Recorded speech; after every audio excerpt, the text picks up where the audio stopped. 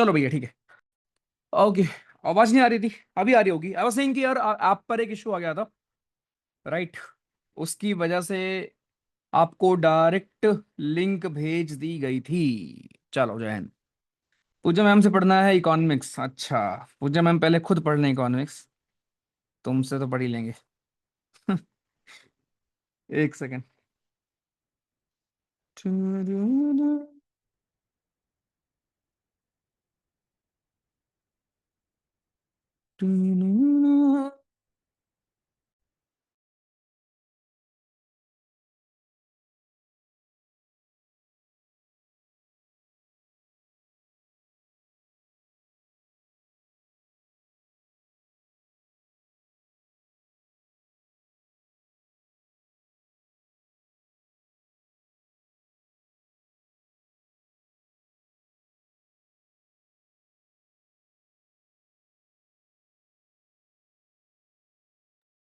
चलो भाई, शुरू करते हैं कार्यवाही। ओके जय हिंद यार। और एक और चीज जो मैंने आपसे ग्रुप में पूछा हुआ था, ठीक है? जो एक सेकंड।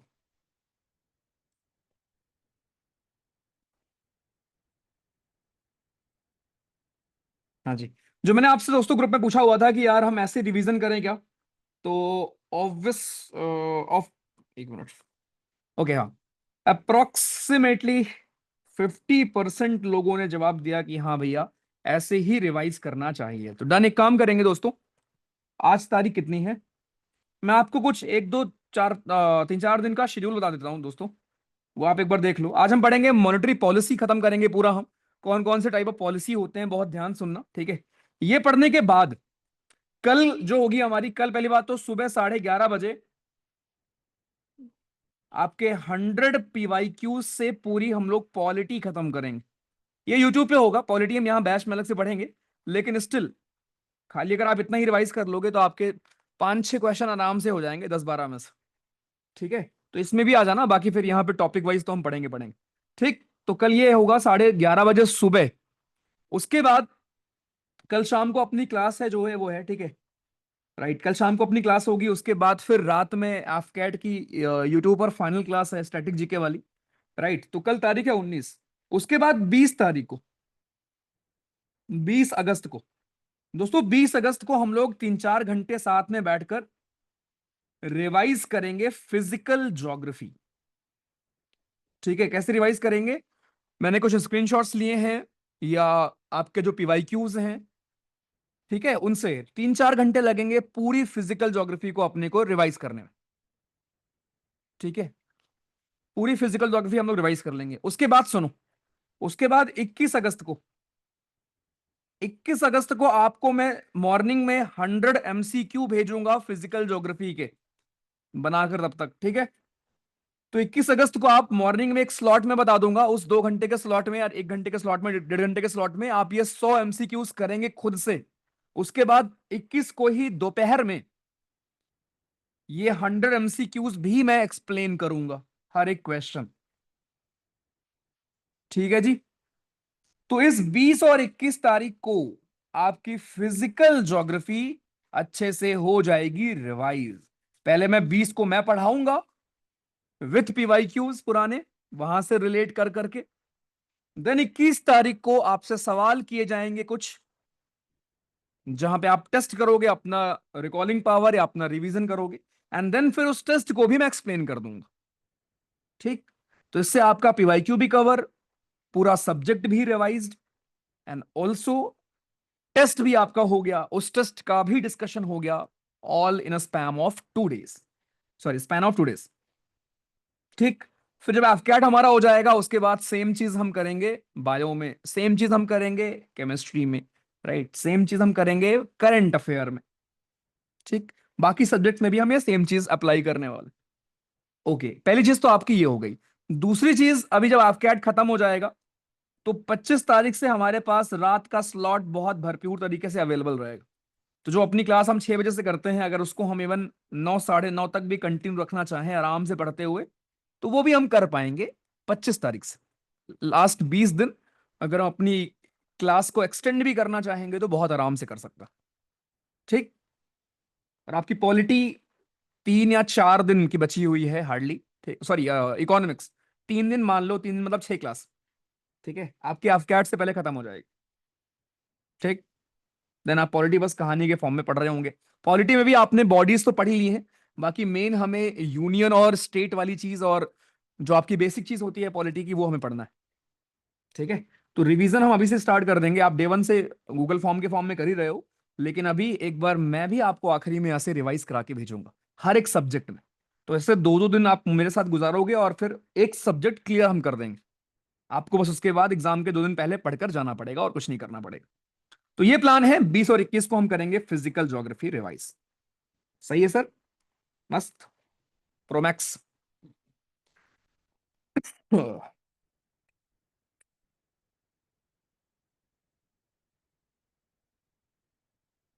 अरे 1 पेजर की क्या लंबी क्लास बे, वो खुद से पढ़ लो भाई। क्या हर चीज मुझसे ही कराओगे क्या? वेबसाइट डाउन है, अरे वो काम सर्वर डाउन है यार, ठीक है, सर्वर डाउन है मेरे भाई। जैन भैया स्मार्ट लग रहे हो, ओके। आज S1 S6 प्रैक्टिस, आपका मैथ प्रैक्टिस, ओके गौरंग शाबाश। चलो भाई पढ़ते हैं। अच्छा हाँ, एक और चीज, पूजा मैम वाज प्लानिंग एक क्लास आपकी कल, वो मैम अभी आपको पूछेंगी, आप लोग बता देना, ठीक है। कल ही मैम प्लान कर रही थी, कल उनकी एक क्लास हो जाएगी, ठीक है। चलो अभी शुरू करते हैं, थोड़ा लेट हो गया यार आज 10 minute because of issue, but ये मुझे आपको कन्वे करना था कि हम रिवीजन कैसे करने वाले हैं, वो भी ध्यान रखना, ठीक है। चलो, बहुत बेहतरीन टॉपिक है हमारा, मॉनेटरी पॉलिसी नाम की चीज दोस्तों हमारी क्या होती है। मैंने आपको उस दिन मनी इंपॉर्टेंट हमारा क्यों है, कितना जरूरी होता है, वो मैंने आपको सिखाया था दोस्तों। आज मैं आपको सिखाने वाला हूं कि एग्जैक्टली व्हाट इज हमारी मॉनेटरी पॉलिसी, ठीक है। मॉनेटरी पॉलिसी, पहली बात तो मॉनेटरी पॉलिसी को कौन लेकर आता है दोस्तों, ये काम होता है आपके RBI का, रिजर्व बैंक ऑफ इंडिया, ठीक है। सो हमारी RBI है दोस्तों जो आपकी लेकर आती है मॉनेटरी पॉलिसी, ठीक है। मॉनेटरी पॉलिसी को लाने वाली आपकी जो बॉडी होती है दैट इज RBI, ओके। यानी RBI ही रेगुलेट करती है कि पैसे आपके कैसे इकोनॉमी में चल रहे होंगे, कैसे आपके हमारे जा रहे होंगे, ठीक। मैंने आपको जो बेसिक चीज सिखाई थी वो मैं जरा आपको यहां एक बार फिर से बता दूं, उसके बाद फिर हम पढ़ते हैं।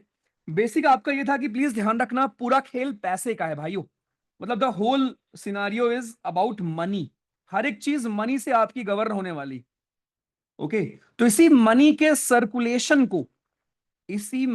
सर्कुलेशन को कंट्रोल करने का जो काम होता है, वो काम कौन करता है, वो काम करती है आपकी RBI, राइट। किसके तरीके से करती है? Through monetary policy. तो मॉनेटरी पॉलिसी का इस्तेमाल कर कर आपकी जो RBI है वो हमारी इकोनॉमी में मनी के सर्कुलेशन को कंट्रोल करती है, राइट। कैसे कंट्रोल करती है, उसी को हम यहां पर पढ़ेंगे। अलग अलग आपके मेथड्स होते हैं कंट्रोल करने के, ठीक। बस एक बेसिक चीज ध्यान रखना कि अगर लोगों के हाथ में पैसा होगा, अगर लोगों के पास पैसा होगा,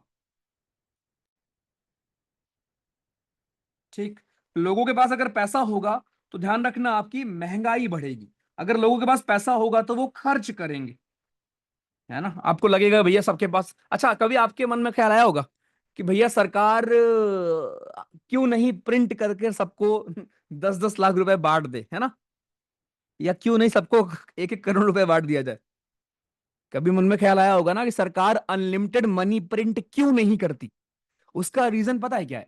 देखो, आज के दिन आपके पास या भारत की जनता के पास जितना पैसा है, चीजों के दाम उसी के हिसाब से हैं। अगर आपको आज आलू मिलता है 10 रुपए किलो, ठीक है, 20 रुपए किलो, टमाटर मिलता है मे बी 25 रुपए किलो, प्याज मिलता है आपको 20 रुपए किलो, ओके, धनिया फ्री मिलती है तो अगर ये मिल रहा है, उसका रीजन ये है कि आपकी परचेजिंग पावर उतनी है, ठीक है। आपकी परचेजिंग पावर आपकी उतनी है कि भाई आप उतना व्यय कर सकते हो, उतना आप करते हो, ठीक है लेकिन सोचो अगर सबके पास 1 करोड़ रुपए आ जाए तो, अगर सबके पास 1 करोड़ रुपए आ जाएंगे तो जो आलू आपको 10 रुपए किलो मिल रहा है वो आपको मिलेगा 1000 रुपए किलो, समझे। वो आपको मिलेगा 1000 रुपए किलो। जो पेट्रोल आपको 100 रुपए का मिल रहा है वो आपको मिलेगा 10,000 रुपए लीटर, ओके। ये सेम चीज कई देश हैं जिन्होंने ट्राई किया था कि हम अनलिमिटेड मनी प्रिंट कर लेते हैं और हमारी महंगाई या लोगों के पास पैसा पहुंच जाएगा। सिंपल सी बात है, लोगों के हाथ में जितना पैसा होगा, आपके जो गुड्स हैं, सामान हैं, वो तो लिमिटेड है ना। रिसोर्सेस तो लिमिटेड होंगे ना, राइट। अब जैसे आज के दिन अगर मान लो आईफोन, भारत में 1,000 आईफोन अवेलेबल है, तो उस 1,000 आईफोन को खरीदने वाले हो सकता है 2,000 लोग हो सकता है 500 लोग हो, तो उसी के हिसाब से उसकी प्राइसिंग है 1 लाख रुपए का मिल रहा है, ठीक है। लेकिन कल के दिन अगर सबके पास 1 करोड़ रुपए हो जाएंगे, तो जो आईफोन की प्राइसिंग है, उस आईफोन के लिए 50 लाख देने को लोग तैयार होंगे ना, तो जो उसकी प्राइसिंग होगी वो 50 लाख पहुंच जाएगी ना। ओके, तो this is not the solution. ये पूछता है कभी कभी कि यार ऐसा क्यों सरकार नहीं कर सकती कि वो अनलिमिटेड मनी प्रिंट कर दे। तो उसका रीजन ये है, बिकॉज रिलेटिव यहां पर चीजें होती हैं, ठीक है। अगर सबके पास उतना ही पैसा होगा, तो जिसके पास 1 करोड़ होगा उसको गरीब बोलेंगे हम ठीक है, जिसके पास 100 करोड़ होगा उसको अमीर बोलेंगे फिर। और आपको आलू मिलेगा 10,000 रुपए किलो, ठीक है, 2,000 रुपए किलो, 5,000 रुपए किलो। तो ये चीज ध्यान रखना। तो वही बात है कि लोगों के पास जितना ज्यादा पैसा होगा लोग उतना ज्यादा खर्च करेंगे, राइट। लोगों के पास पैसा बचता नहीं है, ये सच्चाई है इकोनॉमी की। अगर लोगों के हाथ में पैसा है, लोगों को बोनस मिल गया या कहीं पैसा मिल गया, तो वो कोशिश करेंगे कि हम कैसे और ज्यादा खर्च कर लें। खर्च का मतलब ये हुआ कि भाई घर के बहुत सारे सामान होते हैं, बच्चे की पढ़ाई से लेकर घर के सामान से लेकर हर जगह, है ना। तो आप खर्च करने के पीछे भागोगे यार, और खर्च कर लें और खर्च कर लें। अब जितना खर्च करोगे चीजों के दाम उतने बढ़ेंगे, जितना ज्यादा आप खरीदोगे वो चीज उतना ज्यादा उसकी प्राइस बढ़ेगी। अगर डिमांड जिसकी ज्यादा होगी उसकी प्राइसिंग जो है, अगर सप्लाई कांस्टेंट है तो प्राइसिंग जो है वो बढ़ती जाएगी बढ़ती जाएगी, क्योंकि खरीदार बहुत लोग हैं उसके भाई, वो चीज कम है आपके पास। जब आपने देखा होगा ना, कई बार प्याज का दाम पहुंच जाता है 100 रुपए किलो, टमाटर 100 रुपए किलो, है ना। तो उसका रीजन क्या होता है, यही होता है। और कभी कभी ऐसा भी होता है कि 2 रुपए किलो बिकता है टमाटर, तो उसका रीजन क्या होता है, उल्टा होता है, कि वहां पर सप्लाई बहुत ज्यादा हो चुकी है लेकिन लोगों के पास उतनी डिमांड नहीं है, राइट। तो यहां से जीवन के लिए एक लर्निंग ये मिलती है कि जहां अगर आपको अपनी डिमांड बढ़ानी है तो सप्लाई कम कर दो। इसका मतलब ये हुआ कि ये जो दिन रात आवारागर्दी करते हो, घूमते रहते हो आगे पीछे, ठीक है, ज्यादा अवेलेबल रहते हो 24/7, तुरंत मैसेज आया तुरंत रिप्लाई कर देना, तुरंत सीन कर देना, सामने वाला बंदे ने 4 घंटा लिया रिप्लाई करने में, लेकिन आप तुरंत सीन करके तुरंत रिप्लाई कर देते हो, ठीक है तो ये कर आप अपनी डिमांड को कम कर रहे हो, ठीक। सप्लाई कम करो, डिमांड अपने आप बढ़ जाएगी। चलो, ये बेसिक इकोनॉमिक्स है हमारी। तो पैसा ज्यादा होगा तो खर्च बहुत करेंगे और प्राइसेस बढ़ेंगे। अब इसका ना एक पॉजिटिव एस्पेक्ट होता है कि जब प्राइसेस बढ़ते हैं या महंगाई बढ़ती है, तो जो हमारी इंप्लॉयमेंट है दोस्तों, एम्प्लॉयमेंट हमारी बढ़ती है, या जो हमारी अनएम्प्लॉयमेंट है वो घटती है। अनएम्प्लॉयमेंट घटेगी। अब ये कैसे भैया, अगर मेरे पास 10,000 रुपए हैं, दिवाली का त्योहार है, तो मैं जाऊंगा 10 दुकान से खरीदूंगा, एक जगह से लाइट लूंगा, एक जगह से दिया खरीदूंगा, एक जगह से मिठाई खरीदूंगा, एक जगह से मोमबत्ती खरीदूंगा, है ना। तो मैंने 4-5 दुकानदारों को क्या दिया, पैसे दिए ना। अब वो दुकानदार क्या करेगा, वो 2 बंदे और हायर करेगा कि हाँ भाई त्योहार का महीना है, भीड़ बहुत हो रही है, वो 2 बंदे को और लेकर आएगा, तो वो सैलरी देगा उन 2 बंदे को। अब वो सैलरी से क्या होगा, उस सैलरी से वो बंदे अपने बच्चों के लिए कुछ सामान लेकर जाएंगे, तो उन्होंने इकोनॉमी में पैसा दिया। ऐसे करते करते पूरे इकोनॉमी में पैसा दौड़ जाता है, समझे। तो लोगों के पास रोजगार बढ़ जाता है। लोगों के हाथ में जब पैसा आएगा, अगर आपके पास बहुत पैसा होगा, तो आप एक कुक हायर कर लोगे, आप एक हाउस हेल्प हायर कर लोगे, है ना। पैसा होगा तभी तो जब लोगों के हाथ में पैसा होगा तो चीजों के दाम तो बढ़ते हैं, लेकिन साथ में बेरोजगारी जो है वो कम होती है, समझे। एम्प्लॉयमेंट जो है दोस्तों बढ़ती है। लेकिन इसका दूसरा केस हमारा क्या होगा, सेकंड केस, जब लोगों के हाथ में पैसा कम होगा। लोगों के हाथ में जब पैसा कम होगा, हाथ का मतलब कि उनके पास, जब पैसा कम होगा, जब पैसा कम होगा तो खर्च कम कम कम करेंगे। जब खर्च कम करेंगे तो चीजों के दाम जो है वो कम हो जाएंगे, क्योंकि भाई पैसा ही नहीं, क्या क्या खरीदे भाई, आईफोन नहीं है पैसा, किसी के पास पैसा नहीं है, तो चीजों के दाम बढ़ जाएंगे। अब देखो ये चीज जो पॉलिसी मैं आपको बता रहा हूं, ये हर गुड्स के लिए नहीं है। कुछ गुड्स आपके ऐसे भी होते हैं भाइयों जो अलग तरीके से बिहेव करते हैं, वो मैं आपको गुड्स में पढ़ाऊंगा, ठीक है। कुछ गुड्स होते हैं जो अलग तरीके से बिहेव करते हैं, वो मैं आपको तब पढ़ाऊंगा। अब हर कोई गुची का बैग नहीं खरीदता ना, तो इनसे गुची के बैग के प्राइस पर कोई फर्क नहीं पड़ने वाला वो उतना ही महंगा रहेगा। बीएमडब्ल्यू की प्राइस उतनी ही रहेगी चाहे इकोनॉमी कैसे भी हो जाए, है ना। तो हम लग्जरी गुड्स की बात नहीं कर रहे हैं यहाँ पर, हम नॉर्मल चीजों की बात कर रहे हैं, रोटी कपड़ा मकान की, ठीक है, जिस पर इकोनॉमी चल रही होती। जब लोगों के हाथ में पैसा कम होगा तो खर्च कम करेंगे, प्राइसेस कम होंगे, और फिर यहां पर अनएम्प्लॉयमेंट दर बढ़ जाती है। क्यों, क्योंकि भाई जब पैसा ही नहीं है तो हम चार लोग को हायर कैसे करें? चार लोग को आप हायर नहीं करोगे तो उनको पैसा नहीं मिलेगा, उनको पैसा नहीं मिलेगा तो उनके घर में दिक्कत होगी, वो सामान नहीं खरीदेंगे, तो चार और लोग को बिजनेस नहीं मिला। तो ये पूरा इकोनॉमी का सार है आपका, और मनी का सार है कि जब मार्केट में मनी ज्यादा होगी तो चीजों के दाम बढ़ेंगे और उससे आपकी महंगाई बढ़ेगी। लेकिन महंगाई बढ़ने पर बेरोजगारी कम होती है। लेकिन जब लोगों के हाथ में पैसा कम होगा तो लोग खर्च कम करेंगे, चीजों के दाम कम होंगे, महंगाई कम होगी। लेकिन महंगाई कम होने का मतलब है कि आपकी बेरोजगारी दर काफी बढ़ जाएगी। क्या ये दोनों पॉइंट्स अच्छे से क्लियर हैं सभी को मॉनेटरी पॉलिसी के?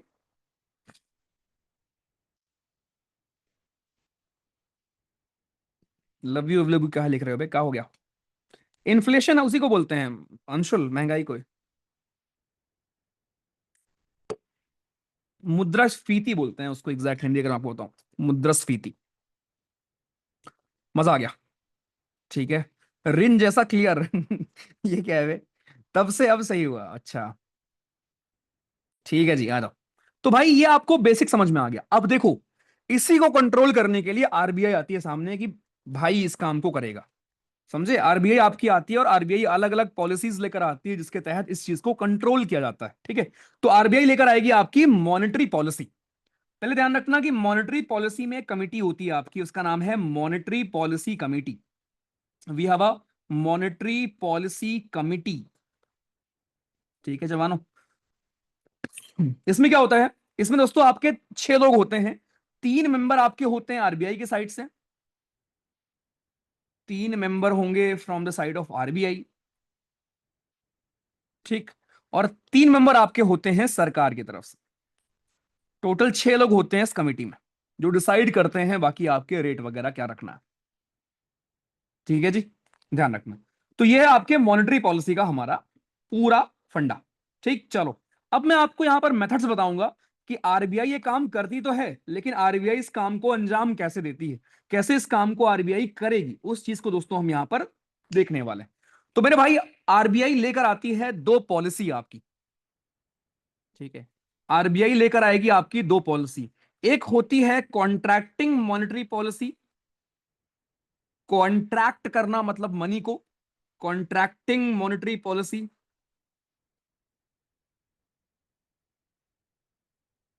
और दूसरी हमारी होती है expansionary monetary policy. Expansionary monetary policy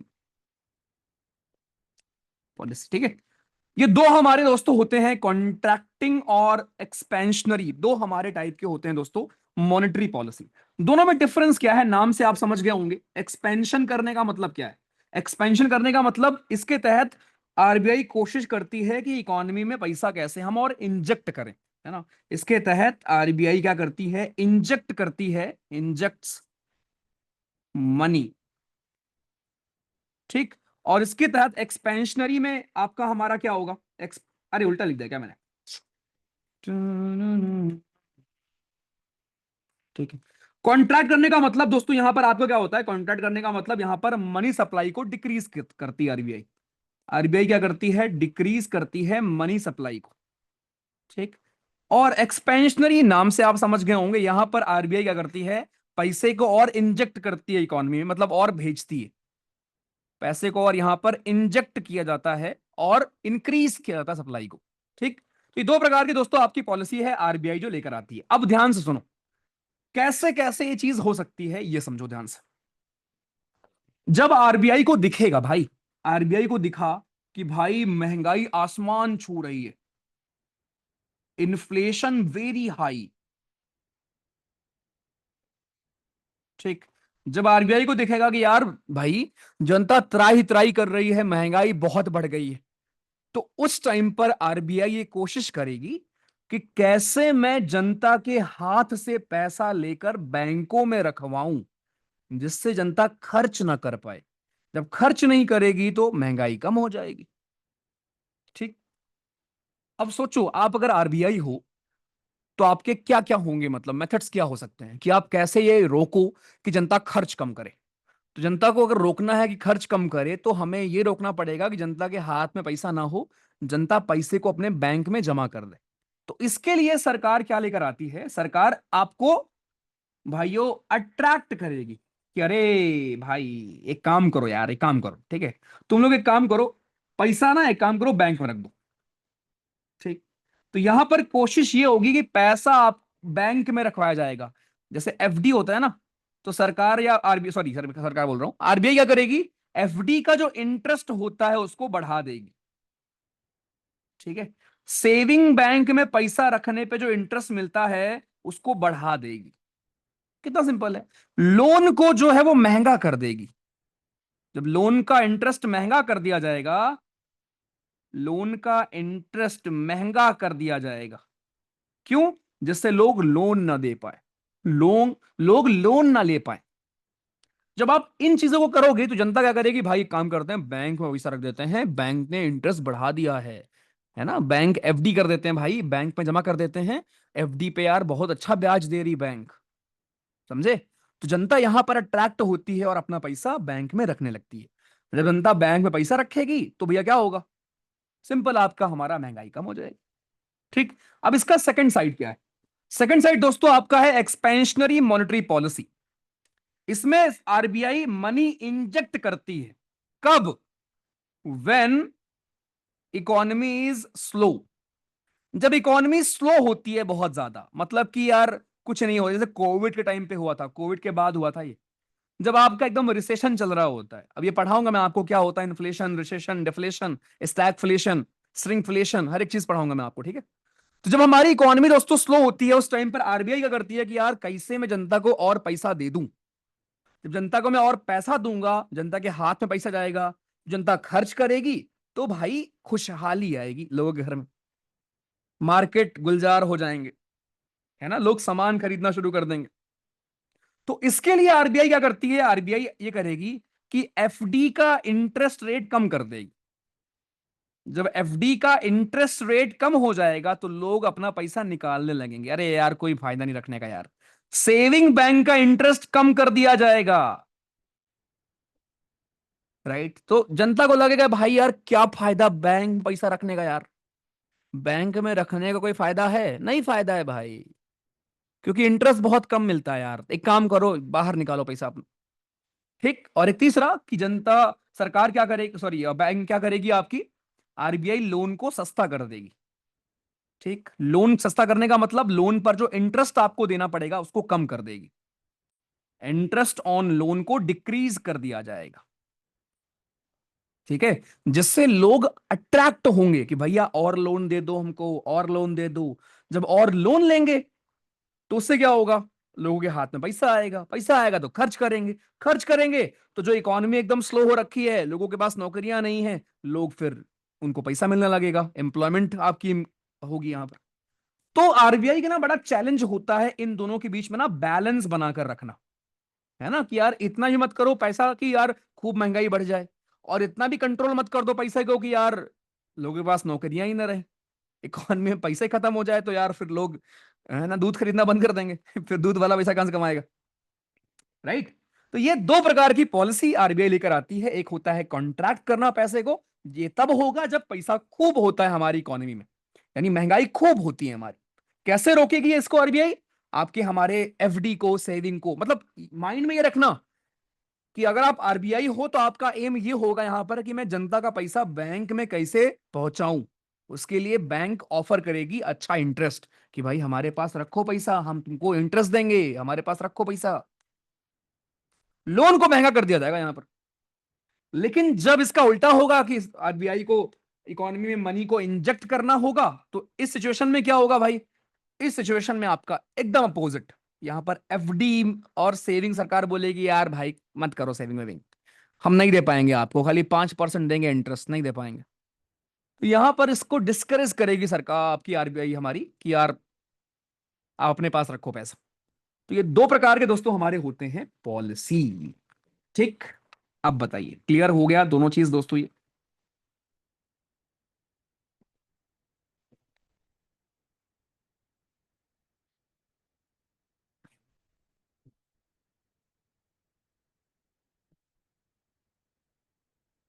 शुरू मुझे चाइना का नहीं पता यार, चाइना की पॉलिसी में क्या, हमें बस अपना पता है भाई।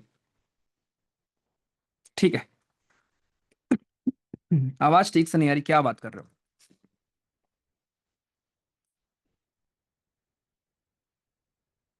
बिल्कुल बिल्कुल वंश जी, दोनों बेकार है। अब तो पैसा हमारा बैंक में ही होता है जब से यूपीआई आया है। अबे तो तुम्हें पता है? अच्छा, आप लोगों ने नोटिस किया जब से यूपीआई आया है, यूपीआई आने से जो लोग खर्च करते हैं वो इंक्रीज हुआ है। नोटिस किया है? नोटिस किया है? तुम्हें अभी अगर कैश में 10,000 रुपए गिन कर देना पड़े ना, लगेगा यार भाई 10,000, 20 नोट, 500 500 की।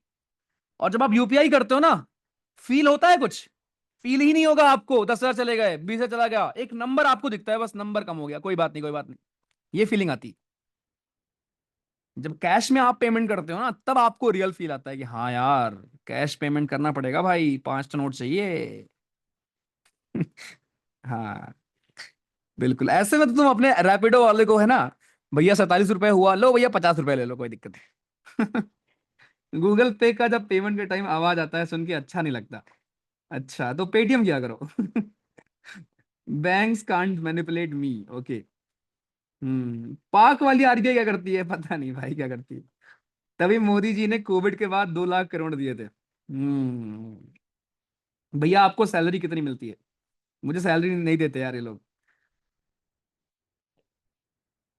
अगर 100 करोड़ हो गया तो आलू धनिया थोड़ी बेचेंगे। अरे विशाल, 100 करोड़ हो गया तो आलू धनिया, उस टाइम पर जो आज 1 लाख की वैल्यू है, उस टाइम पर 100 करोड़ की वैल्यू वही होगी। समझे?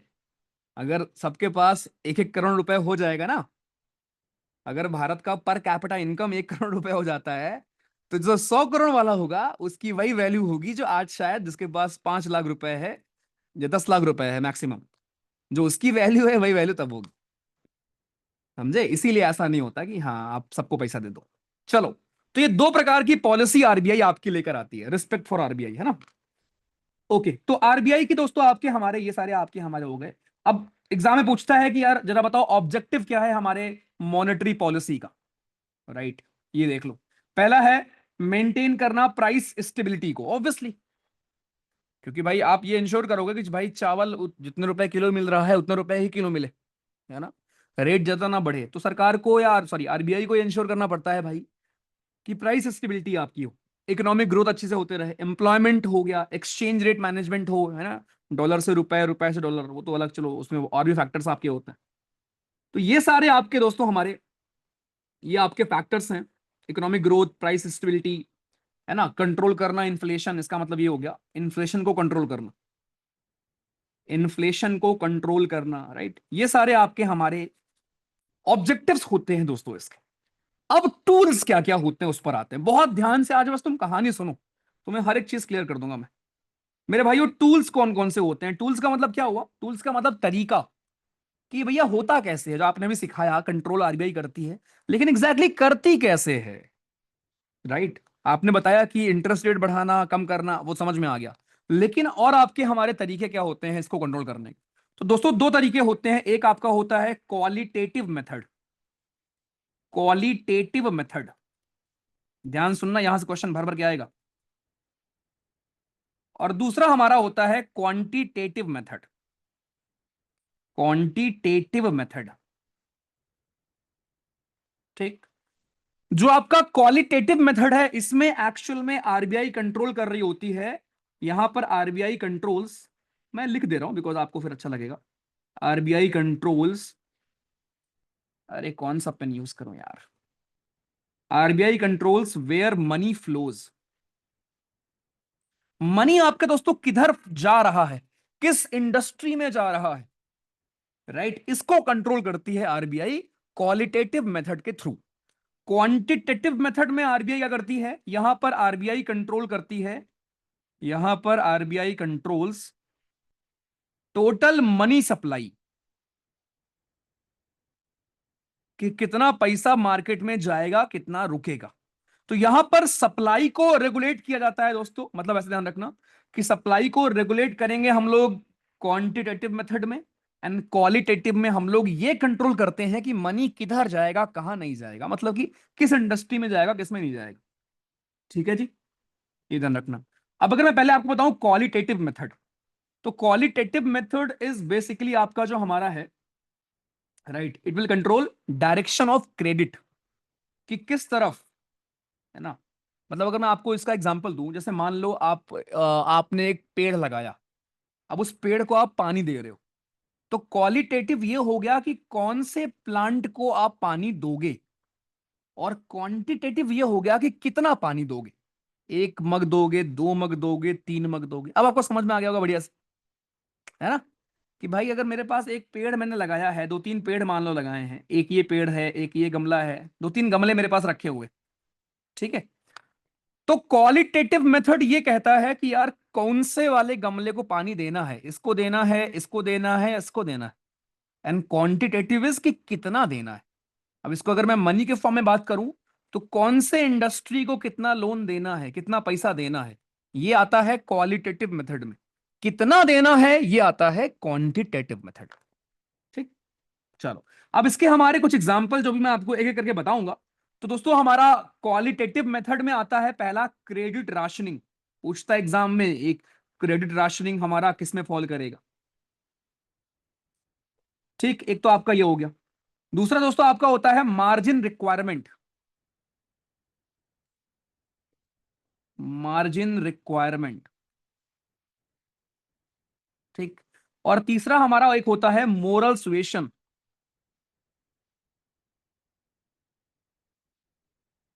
ठीक, ध्यान रखना, मोरल सुएशन। इवन इसमें आपका एक डायरेक्ट एक्शन भी होता है, जिसमें क्या होता है बताऊंगा मैं आपको, डायरेक्ट एक्शन।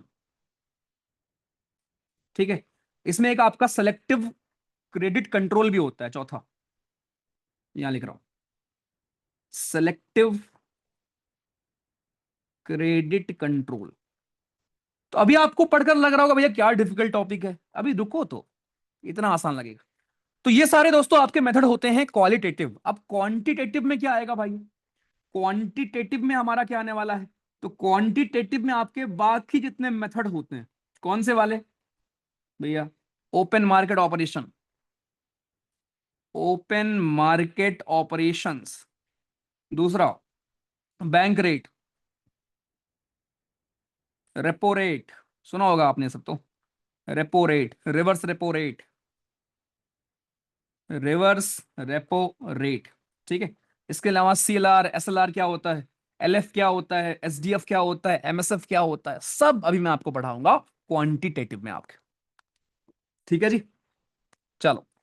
तो ये सब ध्यान रखो दोस्तों, हमें ये पढ़ना है अभी यहाँ पर टूल्स आपके। तो पहले हम सीखेंगे क्वालिटेटिव हमारे क्या है, फिर हम इस पर आएंगे जो आप फेमिलियर होंगे थोड़े बहुत, लेकिन इससे आप फेमिलियर नहीं होंगे। आ जाओ, ये आपका हो गया एक्सपेंशनरी में क्या होता है, कॉन्ट्रैक्शनरी में क्या होता है। ओके चलो, यहां पर दो ही लिखा है बिकॉज दो आपके इंपॉर्टेंट हैं, बाकी उतने इंपॉर्टेंट है नहीं, लेकिन बहुत ध्यान समझना। अब भैया क्रेडिट राशनिंग क्या होता है, पहले मैं आपको सिखा रहा हूं कि कैसे आरबीआई क्वालिटेटिव तरीके से कैसे कंट्रोल करती है मनी के सप्लाई को। तो पहला मेथड है हमारा क्रेडिट राशनिंग।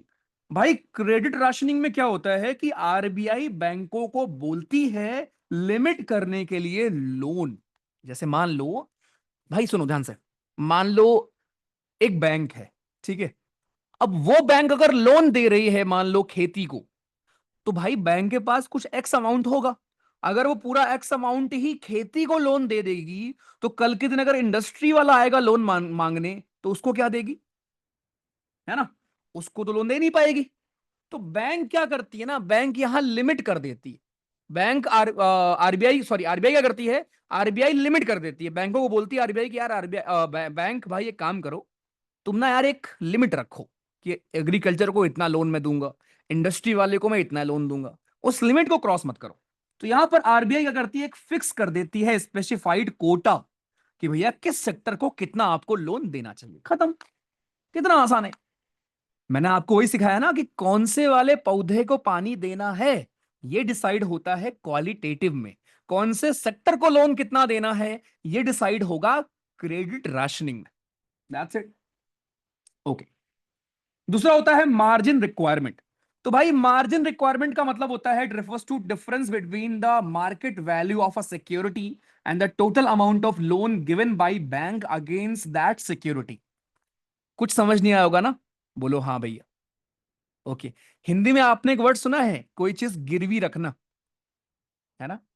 तो बैंक क्या करती है, अगर आप बैंक से लोन लेते हो तो मेरे भाई कभी कभी बैंक कोलेट्रल मांगती है। कोलेट्रल का मतलब क्या होता है कि भाई अगर आप रिपे ना कर पाओ तो बदले में क्या, ओके, जमीन के कागज हो गए, है ना, हो सकता है आपके, राइट। जैसे अगर मैं आपको बताऊं ना, जैसे मैंने अभी एक लिया हुआ है होम लोन,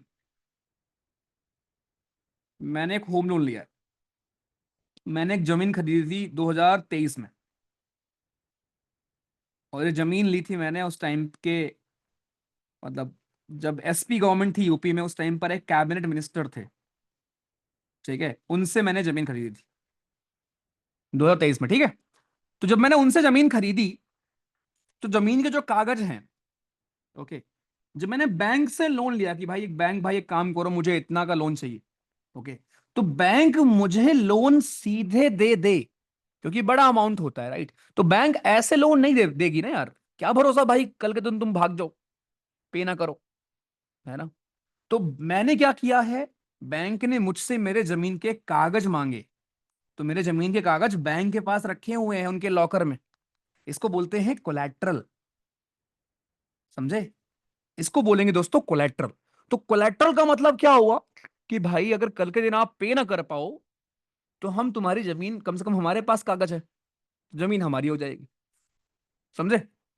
तो यही सेम आपके होता है मार्जिन रिक्वायरमेंट में, कि कभी कभी जो कोलैटरल की आपकी मार्केट वैल्यू है, कभी कभी बैंक जो है वो पूरा लोन उतना नहीं देती, थोड़ा उससे कम देती है। जैसे मान लो मैंने अपने जमीन का कागज दिया, अब हो सकता है मेरे जमीन की वैल्यू है 2 करोड़ रुपए फॉर एग्जाम्पल, ठीक। तो बैंक पूरा 2 करोड़ मुझे नहीं देगी, राइट। बैंक यहां सोचेगी कि यार यार अगर मैंने 2 करोड़ इसको दे दिया, तो बाकी लोग को मैं क्या दूंगा। तो हो सकता है बैंक केवल 1.5 करोड़ दे, या केवल 1 करोड़ दे, ठीक। इसी को बोलते हैं मार्जिन रिक्वायरमेंट, कि बैंक जो है ना थोड़ा बहुत मार्जिन मेंटेन करके चलती है, जिससे बाकी और लोगों को भी लोन दे पाए। तो when you are taking a loan against any collateral, bank आपके उस कोलैटरल की फुल वैल्यू का लोन नहीं देते। अगर 1 लाख उसकी वैल्यू है, तो हो सकता है बैंक आपको केवल 70,000 रुपए दे, क्योंकि कल के दिन रिकवरी में दिक्कत ना हो ना भाई। आई नो कुछ लोग के ऊपर से क्या होगा, बहुत आसान है। अगर आपने जीवन में अपने पापा से पूछना ये बात, अगर आपके पापा फादर साहब ने, घर वालों ने कभी लोन लिया होगा ना, तो वो आपको बताएंगे कि भाई जब आप लोन लेते हो ना, तो बैंक के लोग आते हैं, और जैसे आप अगर जमीन का लोन लेते हो, तो बैंक के लोग आएंगे जमीन को चेक करने कि अच्छा इस जमीन की मार्केट वैल्यू कितनी है, और उस मार्केट वैल्यू के हिसाब से आपको बैंक लोन ऑफर करती। तो जब बैंक ही आपको लोन ऑफर कर रही होती है ना, तो बैंक इस बात का ध्यान रखती है कि अगर इस जमीन की मार्केट वैल्यू 2 करोड़ है, तो मैं इसको पूरा 2 करोड़ लोन नहीं दूंगा, मैं इसको शायद 1.5 करोड़ केवल ऑफर करूंगा।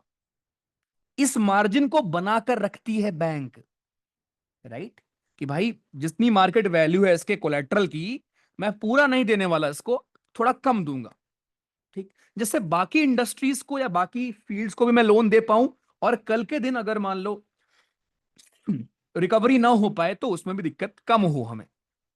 सिंपल, इसको बोलते हैं मार्जिन रिक्वायरमेंट। तो आपने 2 मेथड पढ़े, यहां पर एम बस ये था कि पूरा पैसा किसी एक बंदे को, एक फील्ड को नहीं देना है, उसको डिवाइड करना है, ठीक। ये होता है दोस्तों आपके क्वालिटेटिव टूल्स में। अब तीसरा मैंने आपको बताया दोस्तों, एक मोरल सुएशन। एक बार मैं पांचों बता दूं, फिर मैं रिपीट कर दूंगा, फिर आप बताना क्या मस्त क्लियर हुआ क्या। एक आपका ये हो गया पहला मेथड, ये हो गया दूसरा मेथड, एक तीसरा मेथड मैंने आपको बताया moral suasion.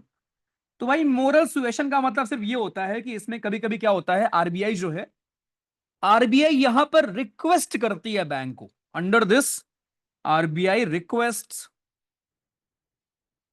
Banks to act responsibly, समझे? यहां पर आरबीआई क्या करेगी, बैंकों से रिक्वेस्ट करेगी, यार भाई एक काम करो, इतना लोन मत दे दो यार इंडस्ट्री वालों को, यार कि पैसा वापस ना आ पाए, समझे? यहां पर आरबीआई एडवाइस करेगी बैंक को कि यार एक्सेस लोन मत दो यार, ठीक है, किसी बंदे को या किसी कंपनी को इतना लोन मत दे दो, एक लिमिट रखो लोन देने में। बस यही होता है आपका मोरल सुएशन। और एक लास्ट आपका होता है हमारा चौथा, selective credit control. Selective credit control. इसमें क्या होता है भैया? इसमें आपका ये होता है कि आरबीआई जो है वो स्पेसिफिक कमोडिटीज को टारगेट करती है। ठीक। इसमें आरबीआई क्या करेगी? इसमें आरबीआई जैसे मान लो आप लोगों ने, कभी कभी होता है ना कि चीनी को इकट्ठा कर लिया, चावल को इकट्ठा कर लिया, है ना, या टमाटर को इकट्ठा कर लिया। उससे क्या होगा? अगर आप एक चीज को होल्ड कर दोगे, उसको बोलते हैं होर्डिंग करना। अगर आप एक चीज को ऐसे होल्ड करके रख लोगे तो उसके प्राइसेस बढ़ जाते हैं ना, है ना। जैसे मान लो अगर मैंने टमाटर खरीदा है 20 रुपए किलो, अब मैंने उसको छिपा कर रख लिया, होल्ड कर लिया मैंने। अब जब होल्ड कर लिया तो मार्केट में टमाटर की कमी हो गई। जब कमी हो गई तो प्राइस बढ़ गए टमाटर के। अब जब प्राइस बढ़ जाएंगे टमाटर के, तब मैंने अपना टमाटर निकाला कि लो भाई ताजा टमाटर ले लो, आलू ले लो। समझे? इसको बोलते हैं होर्डिंग। तो यहां पर आरबीआई बैंकों को एडवाइस करती है, राइट, टारगेट करती है यहां पर स्पेसिफिक कमोडिटीज को कि जिनको आप होल्ड कर सकते हैं बेसिकली, राइट। मेक श्योर, बैंकों को बस एडवाइस करती है कि हाँ भाई ध्यान रखो थोड़ा, राइट, कि ये चीजों से आप बच के रहो। नो, ये डायरेक्टली वैसे हमारे टूल का हिस्सा नहीं है, बट ये ध्यान रखना कि एक सेलेक्टिव क्रेडिट कंट्रोल नाम की भी चीज होती है जिसमें होल्डिंग को डिस्करेज करने का काम होता है। फिर एक डायरेक्ट एक्शन मैंने आपको बताया। डायरेक्ट एक्शन में क्या होता है? कुछ नहीं। डायरेक्ट एक्शन का मतलब ही होता है कि आरबीआई पनिश करती है बैंकों को कि तुमको मैंने रोका था ना कि ज्यादा लोन मत दो, क्यों दिया? वहां पर आरबीआई जो है पेनाल्टीज लगाती है बैंक के ऊपर। खत्म। ये है आपका डायरेक्ट एक्शन। ये फोर्थ वाला उतना इंपॉर्टेंट नहीं है।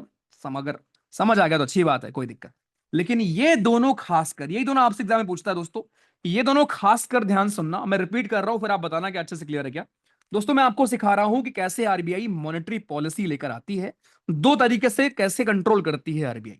पहला था हमारा क्वालिटेटिव मेथड, जिसमें आपका पहला आया क्रेडिट राशनिंग, जिसमें आरबीआई एक कोटा सेट कर देती है कि यार इस इंडस्ट्री को इतना लोन दो, इसको इतना दो, इसको इतना दो, इसको इतना दो, बस।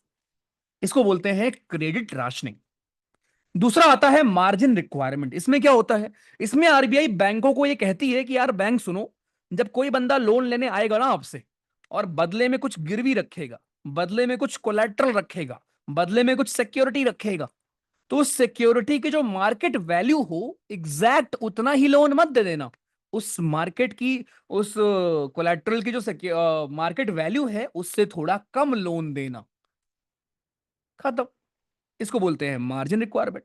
तो मार्जिन रिक्वायरमेंट, क्रेडिट राशनिंग और मोरल सुएशन में आरबीआई रिक्वेस्ट करती है बैंक को कि भाई बैंक यार थोड़ा दिमाग वमाग खोल के लोन दो यार। ठीक, बस यही है आपके दो मेन इंपॉर्टेंट। ठीक है, तो ये आपके ये दोनों बहुत इंपॉर्टेंट थे। क्या ये दोनों सभी को अच्छे से क्लियर हुए हैं भाइयों?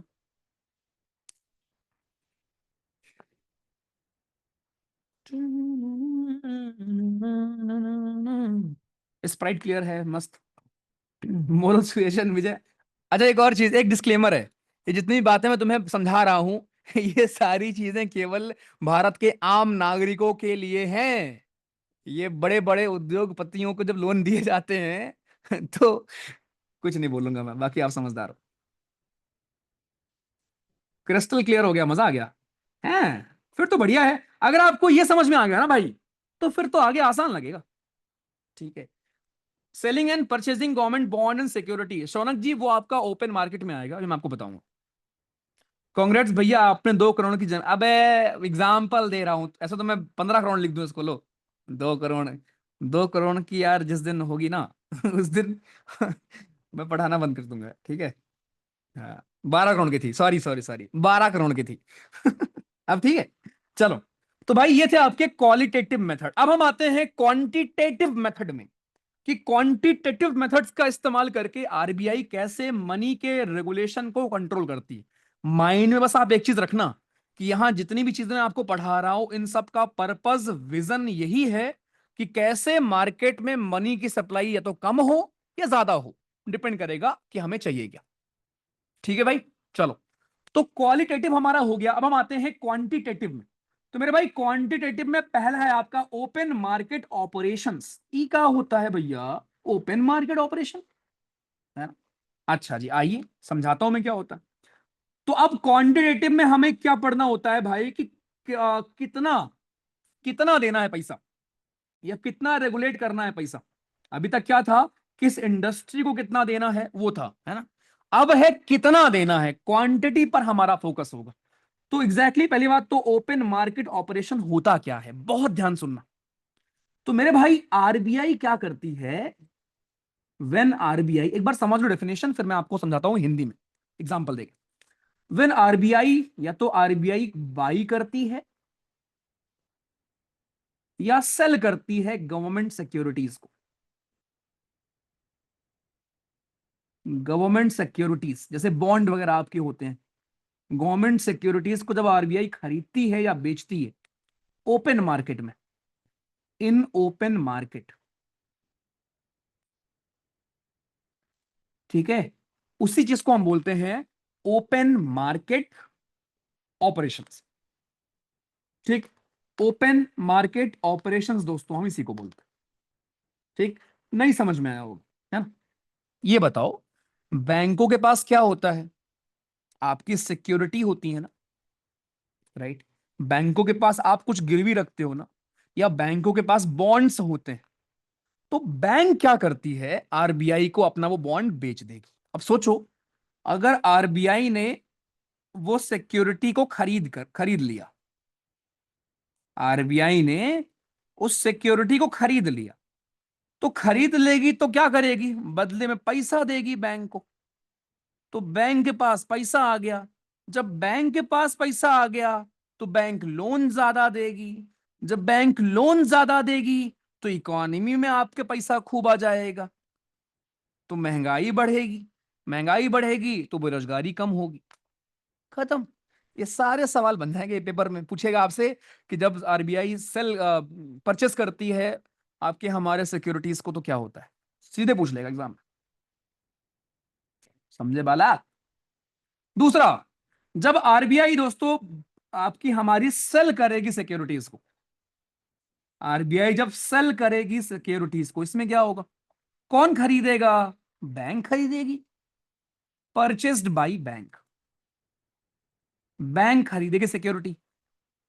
तो यहां पर बैंक के पास पैसा कम हो जाएगा ना, क्योंकि बैंक पैसा देकर खरीदेगी ना सिक्योरिटी को या बॉन्ड को। तो बैंक के पास पैसा कम हो गया, जब बैंक के पास पैसा कम हो गया तो भैया जी लोन कम दिया जाएगा, जब लोन कम दिया जाएगा तो जनता के हाथ में पैसा कम, तो इन्फ्लेशन घट जाएगा, बेरोजगारी बढ़ जाएगी, खत्म। That's it. तो ये था हमारा पहला मेथड जिसको हम बोलते हैं ओपन मार्केट ऑपरेशंस, जहां जब आरबीआई सिक्योरिटीज को बाई करती है, बाई क्यों करती, जिससे पैसा और वो मार्केट में डाल पाए, और जब आरबीआई बेचेगी अपनी सिक्योरिटीज को तो वो पैसे को कैसे और कंट्रोल कर पाए। खत्म। जैसे मान लो प्याज के दाम खूब बढ़ गए, ठीक है, खूब क्यों बढ़ गए, क्योंकि लोगों के हाथ में खूब पैसा है। तो यहां पर आरबीआई क्या करेगी, आरबीआई अपनी सिक्योरिटीज को बेच देगी। उससे क्या होगा, उससे जो बैंकों का पैसा है वो पहुंच जाएगा आरबीआई के पास। फिर बैंक जो है उनको पैसा चाहिए, तो वो जनता को इंटरेस्ट रेट बढ़ा देंगे कि भैया हमारे पास पैसा रखो रखो रखो रखो रखो। तो जनता के हाथ से पैसा कम हो जाएगा और महंगाई कंट्रोल में आ जाएगी। ये था पहला मेथड, राइट। बिल्कुल आसान रखो, टेंशन लेना, ठीक है। मतलब इतना आसान है टॉपिक, रिपीट मैं कर रहा हूं फिर आप बता देना खुद ही। इतना इजी लल्लू प्रोमैक्स टॉपिक है भाई। कुल मिला के आप ये समझ लो कि बैंक के पास सिक्योरिटी नाम की एक चीज होती है। ये हमारी बैंक है, इस बैंक के पास सिक्योरिटी होती है, ठीक, या बॉन्ड्स होते हैं। ओके भैया। अब आरबीआई अगर इसको खरीद ले, ठीक, आरबीआई अगर इस सिक्योरिटी को परचेस कर ले ओपन मार्केट में, तो आरबीआई अगर परचेस करेगी तो बदले में पैसा देगी ना बैंक को। तो जब बैंकों को पैसा मिलेगा तो भैया अगर बैंक के पास पैसा हुआ तो बैंक लोन ज्यादा देगी, जब लोन ज्यादा देगी तो भैया जी महंगाई जो है वो बढ़ेगी, लोगों के हाथ में पैसा बढ़ेगा। खत्म। तो बस ये ध्यान रखना दोस्तों इसमें कि जब आरबीआई बाई करती है सिक्योरिटी को तो इन्फ्लेशन राइज करता है। कैसे करता है मैं आपको एक्सप्लेन कर दिया। एग्जाम में खाली ये पूछेगा कि करता है राइज या डिक्रीज होता है। दूसरा, जब आरबीआई दोस्तों सेल करेगी सिक्योरिटीज को, आरबीआई जब सेल करेगी, सेल करने का मतलब क्या हुआ? सेल करने का मतलब बैंक पैसा देकर खरीदेगी ना, तो बैंकों के पास पैसा कम हो गया, आरबीआई के पास ज्यादा हो गया। जब बैंकों के पास पैसा कम हो गया तो जनता को लोन कौन देगा भाई? लोन नहीं मिलेगा ना, जब लोन नहीं मिलेगा तो उनके हाथ में पैसा कम, खत्म। तो आरबीआई जब सेल करेगी दोस्तों, तब आपका इन्फ्लेशन जो है वो डिक्रीज कर जाएगा, खत्म। यह है आपका ओपन मार्केट ऑपरेशन, जहां पर आरबीआई परचेज या सेल करती है आपके बॉन्ड्स को या गवर्नमेंट सिक्योरिटीज को। ठीक। जब आरबीआई, ऐसे याद रखना, जब आरबीआई परचेस करेगी तो बैंक के पास पैसा नहीं रहेगा, राइट? नहीं। जब आरबीआई परचेस करेगी तो बैंक को पैसा देकर खरीदेगी ना, तो बैंकों के पास पैसा रहेगा। अगर बैंक के पास पैसा रहेगा तो बैंक लोन देगी सबको, तो महंगाई बढ़ जाएगी। बट जब आरबीआई सेल करेगी सिक्योरिटीज को, तो बैंकों से पैसा लेकर सेल करेगी ना, तो बैंक के पास जब पैसा कम होगा लोन में देने के लिए, तो भाई जनता के पास पैसा कम आएगा ना, तो महंगाई कम हो जाएगी। सिंपल। ये था दोस्तों आपका पहला मेथड, ओपन मार्केट ऑपरेशंस। आइए अब हम पढ़ते हैं रेपो रेट का होता है। सुन रखा होगा आपने सब, बट अभी पूरा क्लियर हो जाएगा। भैया व्हाट इज रेपो रेट? ध्यान से देखिए। ठीक। तो पहली बात तो रेपो रेट होता क्या है? रेपो रेट आपका एक इंटरेस्ट होता है, मैं यहां लिख दे रहा हूं इसकी डेफिनेशन। ठीक है। It is a interest, it is a interest rate at which RBI lends money to commercial banks, खत्म। Commercial banks for short term, ये इंपॉर्टेंट है, शॉर्ट टर्म के लिए, फॉर शॉर्ट टर्म। ठीक है। On behalf of collateral.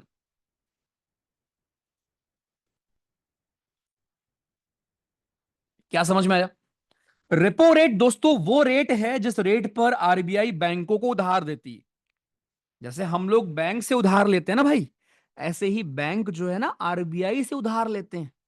तो repo rate आपका वो रेट है जिस पर बैंक को उधार मिलता है आरबीआई से, शॉर्ट टर्म के लिए, 1 साल के लिए, 6 महीने के लिए, 2 साल के लिए। ये होता है शॉर्ट टर्म आपका, शॉर्ट टर्म के लिए मिलता है, और यहां पर बैंकों को कुछ गिरवी रखना पड़ता है। अब सोच के बताओ, बैंक गिरवी क्या रखते होंगे? बैंक गिरवी क्या रखेंगे? बैंक गिरवी रखेंगे दोस्तों सिक्योरिटीज, कोलैटरल, जो जनता ने उनको दे रखा है, वही तो गिरवी रख सकते हैं ना। मतलब कितना इंटरेस्टिंग है, सोचो कितना इंटरेस्टिंग है। मैं आपको एक और चीज सिखाऊं, देखो। इमेजिन करो ये मैं हूं, ये आप हो, और ये कोई तीसरा बंदा है। पहले मैंने आपसे लोन लिया, ये बैंक मान लिया मैंने। पहले मैंने आपसे लोन लिया, तो मैंने क्या किया? मैंने अपने घर के कागज आपको दे दिए, उसके बदले में आपने मुझे पैसा दिया। जो मैंने घर के कागज आपको दिए उसको बोलते हैं कोलैटरल या सिक्योरिटीज, कुछ भी बोल सकते हो। ठीक। अब बैंक को पैसा चाहिए आरबीआई से, तो बैंक क्या करेगी? उन कोलैटरल्स को ही गिरवी रखेगी आरबीआई के पास, और बदले में पैसा लेगी। समझे? खत्म। अब मैंने आपको जो सिखाया ओपन मार्केट में वही तो था, कि जो आरबीआई के पास कोलैटरल रखे हुए हैं, जब आरबीआई उनको वापस बैंकों को बेचेगी, तो बदले में पैसा लेगी ना वापस। जब आरबीआई बेचेगी कोलैटरल, तो बैंकों से पैसा पहुंच जाएगा आरबीआई के पास, तो इन्फ्लेशन कम हो जाएगा, क्योंकि बैंक के पास पैसा नहीं होगा लोन में देने के लिए। बट जब आरबीआई और परचेस करेगी सिक्योरिटी को आपके बैंक से, तो बदले में बैंक को और पैसा मिलेगा, और पैसा मिलेगा, और पैसा मिलेगा। जितना पैसा मिलेगा उतना इकोनॉमी में पैसा जाएगा। तो यहीं पर ओपन मार्केट भी आपको समझ में आ गया होगा। यहीं पर आपको समझ में आ गया होगा कोलेट्रल का मतलब क्या होता है, या कोलेट्रल मूव कैसे करता है। गिरवी ही तो रखना है। मैंने आपको उधार दिया, आप मेरे दोस्त हो, मैंने आपको कुछ गिरवी दे दिया अपनी, फिर आपने और हायर अमाउंट किसी से लिया, तो आपने मेरा वाला ही कोलेट्रल उसको चिपका दिया कि लो भाई एक जमीन पड़ी है 2 करोड़ की, है ना, अगर मैं आपको ना दे पाऊं तो उसको तुम ले लेना। बस ऐसे आपका पैसा घूम रहा होता है। अब बताओ, मजा आया? कोलेट्रल और ये ओपन मार्केट अब आपको और समझ में आ गया होगा क्लियरली कि ओपन मार्केट में क्या होता है। मस्त हो गया ना, कितना मस्त तरीके से फंक्शन काम करता है।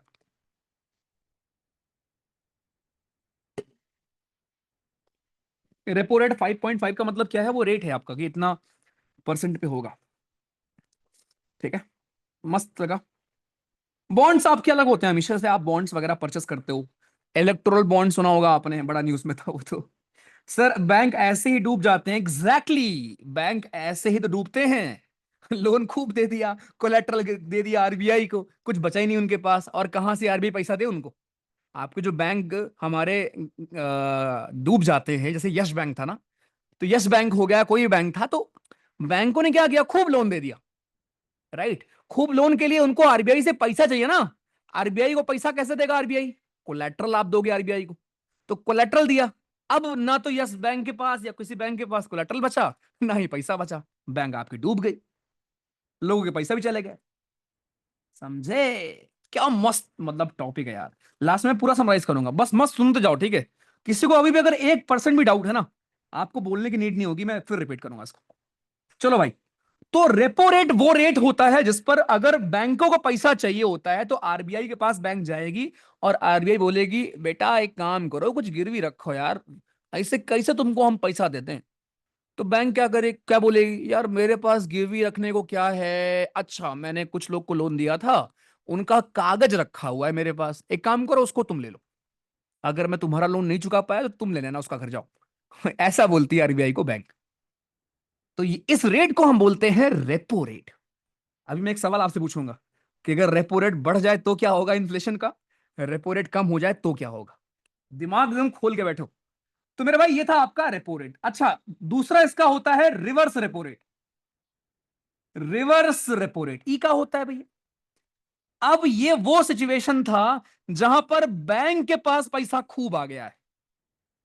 रिवर्स रेपो रेट में क्या है दोस्तों, बैंकों के पास पैसा खूब आ गया, और बैंक अब गई आरबीआई के पास, कहा बेटा आरबीआई पिछली बार कहा बोले थे औकात, अब हमारे पास जनता ने खूब पैसा जमा कर दिया है, तुमको चाहिए क्या उधार, बताओ दे दे क्या तुमको दे दें।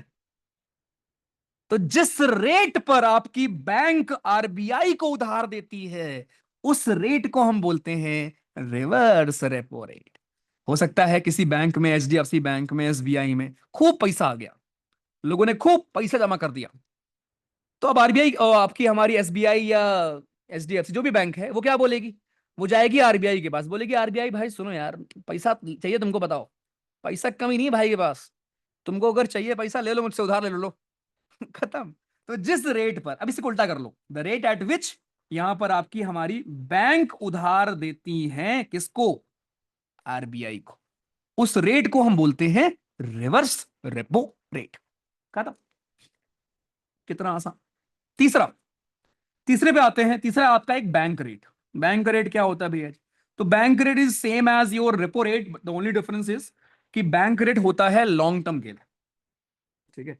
रिवर्स रेपो रेट आपका होता है दोस्तों आपके हमारे, सॉरी, रेपो रेट आपका होता है शॉर्ट टर्म के लिए। एक सेकंड वेट करना।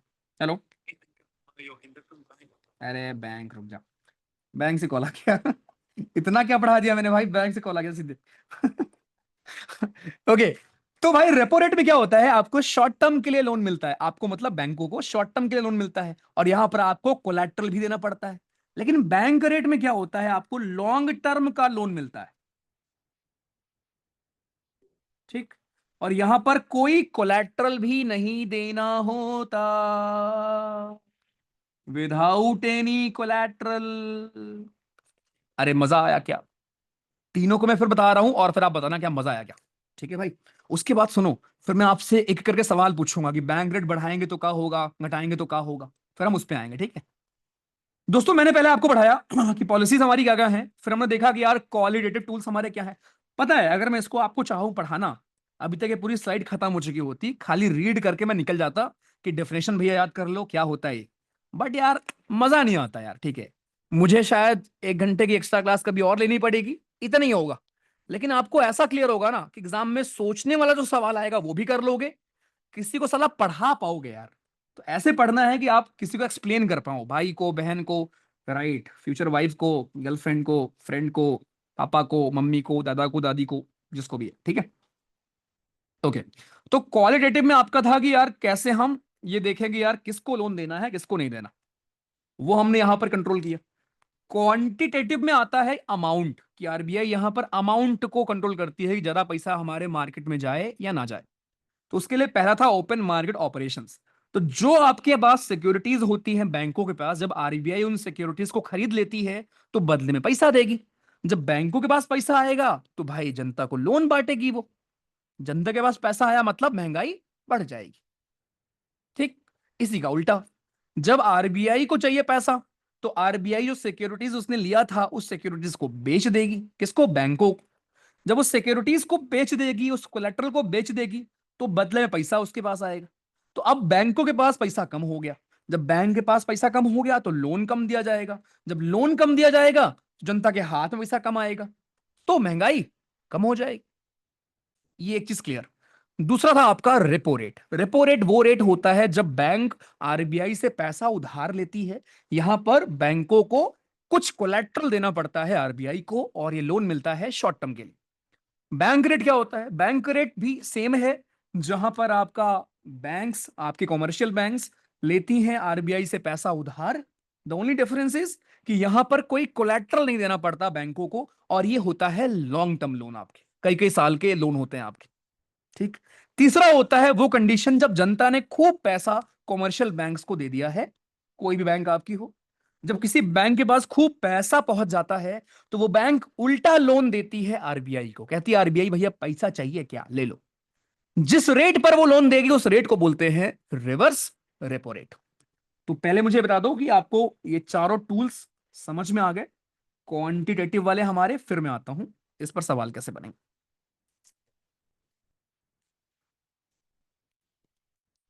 एक नंबर, एक नंबर। ना, ना, ना, ना। हाँ जी आशीष जी, कुछ महीने भी हो सकते हैं। चलो भाई, टॉप नोच वाली हेरी हेरा फेरी, इसमें क्या है हेरी फेरी भाई? In short RBI is sucker of suckers. Exactly Anshul. RBI को इसलिए हम बैंकों का बैंक कहते हैं भाई। क्या हुआ? क्या केक कटिंग होगा क्या? किसका बर्थडे है आज यार? 3 दिनों में पहली बार। गाइस एक केक काटेंगे लोग, एकदम जब लास्ट मोमेंट हो जाए ना। कितना बड़ा केक आया है? छोटा सा केक मंगाया 3 लोग के बर्थडे में। अरे इतना मीठा तो डेली खाते हैं, चॉकलेट खाते रहते हैं। ओ, बस आ रहा हूँ, 2 मिनट आ रहा हूँ, ठीक। चलो भाई, तो ये चीज मस्त क्लियर हो गई अपने को, ठीक है। अब एक सवाल यहां से बनेगा। वो सवाल क्या बनेगा, पहले मैं वो कराता हूं, फिर जरा 2 मिनट केक काटेंगे, और फिर मैं आपको बढ़ाऊंगा सीआरआर क्या होता है, एसएलआर क्या होता है, और फिर आपकी पूरी मॉनेटरी पॉलिसी खत्म। फिर हम क्वेश्चंस करेंगे, फिर आप देखना कैसे आपके क्वेश्चन होते हैं। तो मेरे भाई मैं आपसे 4 सवाल पूछता हूं, ध्यान से कान खोलकर सुन। इफ रेपो रेट इंक्रीजेस, अगर मान लो आरबीआई रेपो रेट को इंक्रीज कर दे, तो क्या होगा? होगा वही जो मंजूर आरबीआई होगा, ऐसा। अगर रेपो रेट दोस्तों आपका इंक्रीज कर दिया जाए, ठीक, तो यहां पर क्या होगा सोचना, क्या इन्फ्लेशन बढ़ेगा कम होगा? ये आपके लिए अभी अभी करना है आपको, ठीक है। दूसरा कंडीशन, इफ दोस्तों, if reverse repo rate, reverse repo rate increases, यहां पर क्या होगा? इन्फ्लेशन कम होगा कि ज्यादा होगा, सोचना, ठीक है। तीसरा, इफ बाकी तो कर ही लोगे आप ऐसे, ठीक है। इफ आरबीआई बाइज सिक्योरिटी, अगर आरबीआई सिक्योरिटी खरीदेगी तो क्या होगा, और जब आरबीआई सिक्योरिटी बेचेगी तब क्या होगा? ठीक। और सिमिलरली अगर रेपो रेट डिक्रीज होगा तो क्या होगा? इफ रेपो रेट को अगर आरबीआई डिक्रीज कर दे तो बताओ महंगाई कम होगी ज्यादा होगी? और similarly if reverse repo rate अगर डिक्रीज होगा तो क्या होगा? ठीक है भाई। तो ये 1 2 3 4 5 6, 6 कंडीशन में क्या क्या होने वाला है, आप लोग सोचो, तब तक केक काट लेते हैं, ठीक है। आप लोग तब तक सोचो। एक मिनट बस देना मुझे यार। से अच्छा नहीं लगता ना कि मैं हीरो बन जाऊं और बोलूं नहीं नहीं नहीं मुझे नहीं आना। बस 2 मिनट लगेगा। ठीक है भाई, तुम्हें भी दिखा दूं क्या लाइव? अच्छा रुको। ए वीडियो वीडियो कौन बना रहा है? वीडियो कौन बना रहा है? अब मेरी अगर अच्छी नहीं आई ना तो पोस्ट मत करना।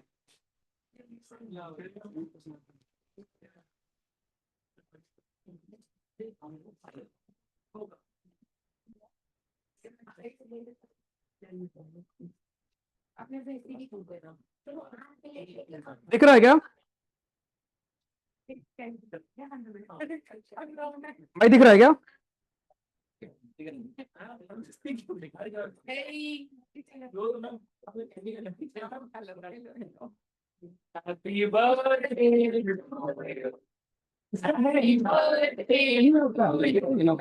Happy birthday. Yeah.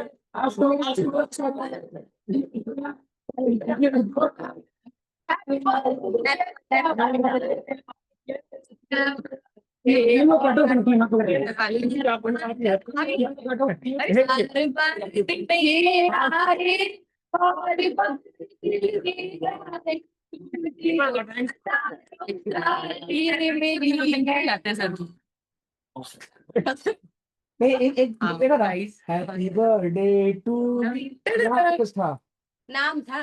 मुझे मत खिलाओ। अरे भैया आप भी थैंक यू मैम। फिटनेस का राज। सबको जवाब दिया जाएगा।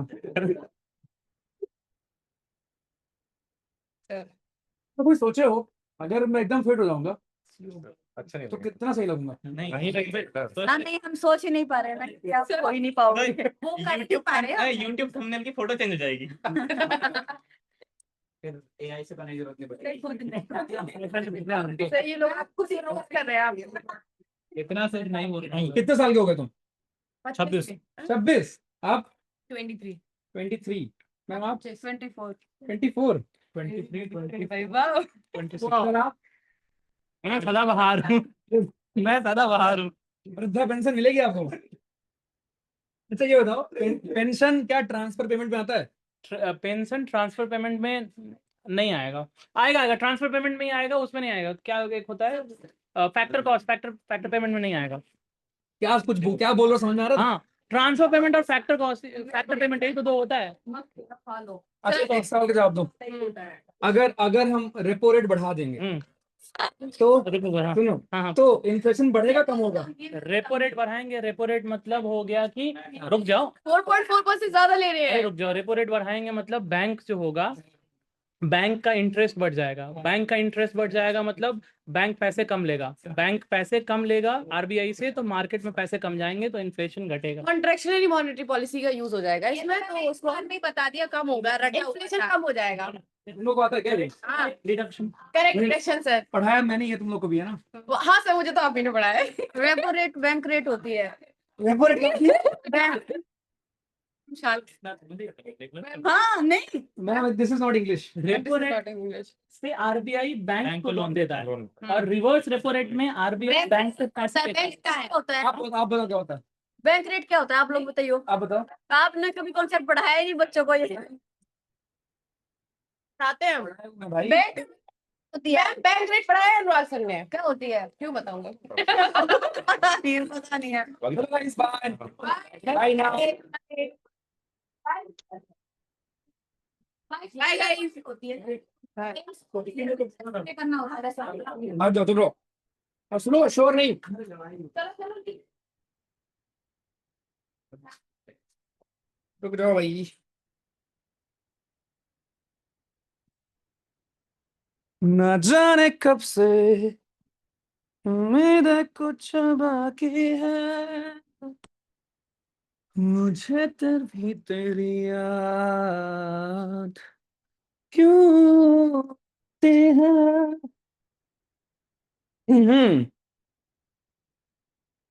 चलो भाई आ जाओ। अरे इन सबको आता है यार, ठीक है। पूजा मैम को छोड़कर, इंग्लिश वालों को छोड़कर बाकी सबको आता है क्योंकि बाकी जीएस वाले थे ना।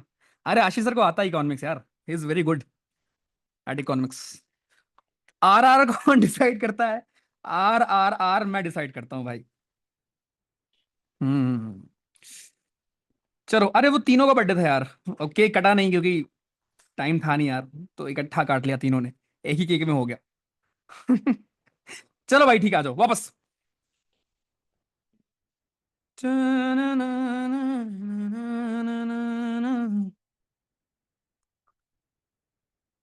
सारे मेंटर्स थे नहीं यार, कुछ कुछ लोग नहीं है, जैसे कुछ एनडीए वाले नीचे होंगे या बाकी सब ऑनलाइन है।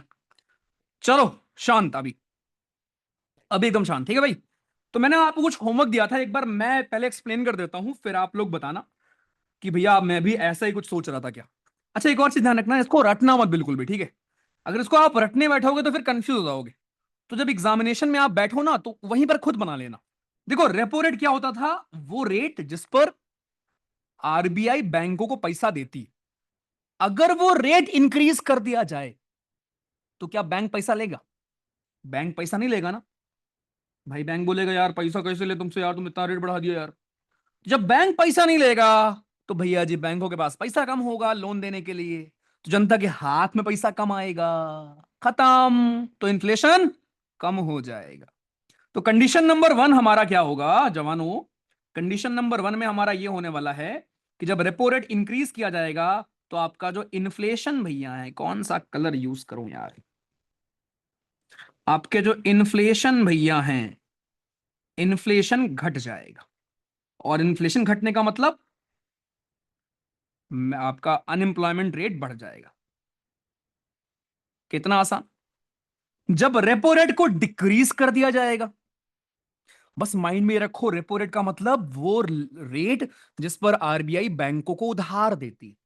तो अगर रेपो रेट को आपने डिक्रीज कर दिया तो भाई सब लोग टूट पड़ेंगे, ओ भैया लोन दो लोन दो लोन दो, हमको भी लोन दो हमको भी लोन दो।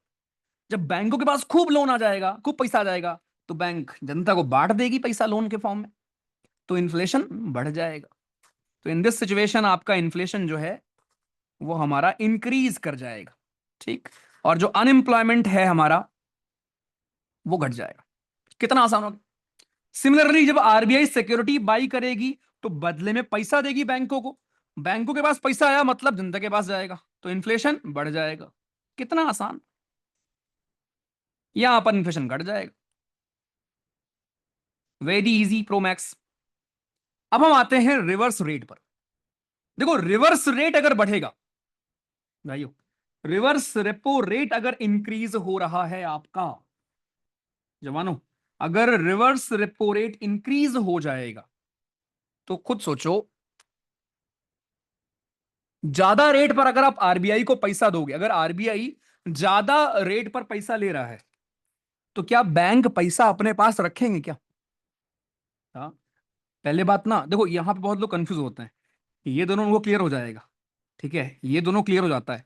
लेकिन रिवर्स रेपो रेट में कुछ लोग कंफ्यूज हो जाते हैं, ठीक। बस इतना ध्यान रखना कि रिवर्स रेपो रेट आपका वो रेट है जिस पर आरबीआई पैसा ले रही है।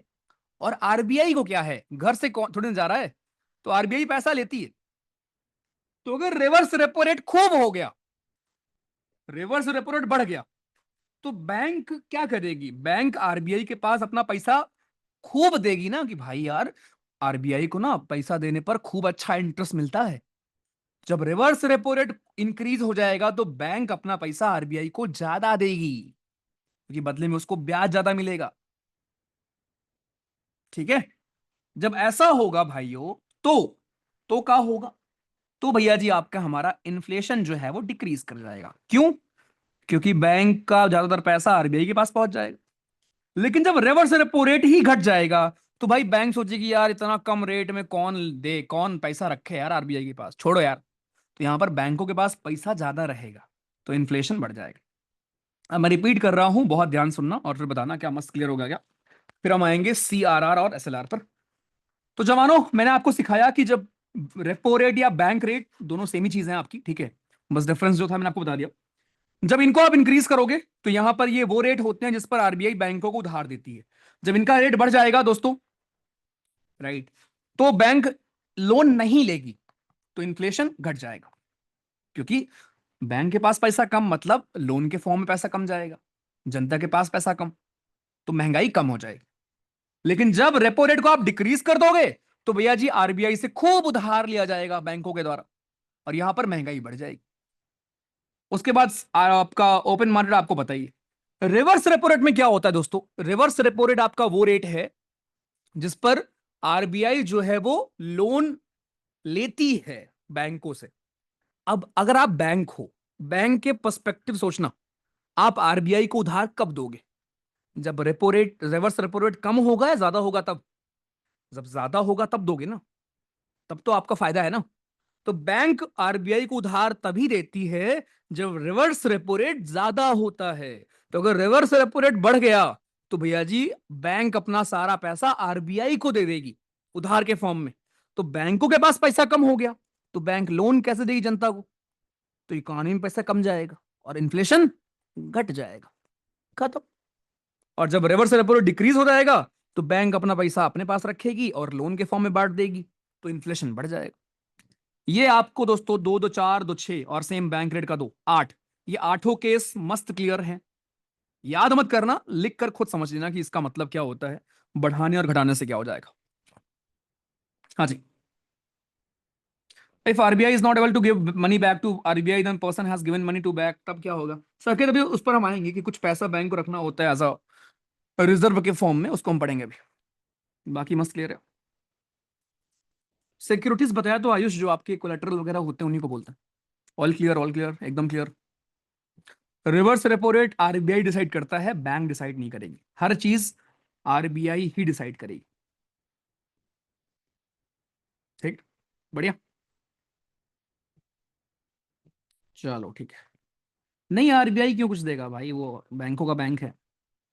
अभी इन्फ्लेशन ज्यादा है या कम है? अभी तो बैलेंस चल रहा है, मतलब ऐसा कुछ नहीं है। ज्ञान उदय हो गया आज, तो मजा आ गया, बढ़िया। 9 बजे वाली क्लास, हाँ आपको भी आना है यार, आप कैट वाली क्लास में। टाइम कितना हुआ? 7:30 हो गए। ठीक है, चलो अभी रुको रुको रुको, इतना मस्त क्लियर, परफेक्ट, आ जाओ। तो ये हमारे सारे केस थे। अब दोस्तों एक भाई साहब का भी जो डाउट आया, उसी डाउट से हम नेक्स्ट टॉपिक पढ़ने वाले हैं, रिजर्व रेशियो। क्या आपके मन में एक ख्याल आया, जो कुछ लोग के मन में आया भी होगा, कि यार भैया एक बात बताओ, अगर बैंक अपना सारा पैसा आरबीआई को उधार दे दे, तो अगर कल के दिन मैं अपना बैंक से पैसा निकालना चाहूं एज एन सिटीजन, सिटीजन, तो क्या होगा? है ना, गुड सवाल। तो इसी के लिए दोस्तों एक रेशियो बनाया गया है, रिजर्व रेशियो। ये क्या है? ये आपका बताता है परसेंटेज ऑफ मनी जो बैंक को अपने पास रखना होता है। समझे? कि भैया इतना पैसा आप रखना, उसके बाद लोन बांटना। मतलब कि ये मिनिमम पैसा है जिसको बैंकों को दोस्तों अपने पास रिजर्व के फॉर्म में रखना पड़ता है, खत्म। क्योंकि कल के दिन मान लो किसी को अर्जेंट में अपना पैसा वापस चाहिए, तो क्या करोगे? ये बोलोगे क्या कि भाई तुम्हारा पैसा तो लोन में बांट दिया, तुम्हारा पैसा तो मैंने लोन में बांट दिया? ये आप नहीं बोलोगे ना। तो एक मिनिमम बैलेंस होता है जो बैंकों को मेंटेन रखना होता है खुद के पास, खुद के ब्रांच में, कि भाई इतना पैसा रखना है। उसी को हम बोलते हैं रिजर्व रेशियो। अब ये दो प्रकार के होते हैं, ध्यान सुनना। पहला आपका होता है सीआरआर, जिसका मतलब होता है cash reserve ratio, cash reserve ratio. ठीक है। दूसरा है दोस्तों हमारा एसएलआर, सेकंड इज एसएलआर, जिसका मतलब होता है स्टेचुरी लिक्विडिटी रेशियो। क्या मतलब है भैया इनके सबके? आ जाओ सिखाता हूं। तो भाई सीआरआर में क्या होता है? सीआरआर में आपका ये होता है कि आपको कुछ परसेंटेज बैंक के टोटल डिपॉजिट्स को आरबीआई के साथ कैश में रखना होगा। इसकी डेफिनेशन समझ लो, the percentage of a bank's total deposits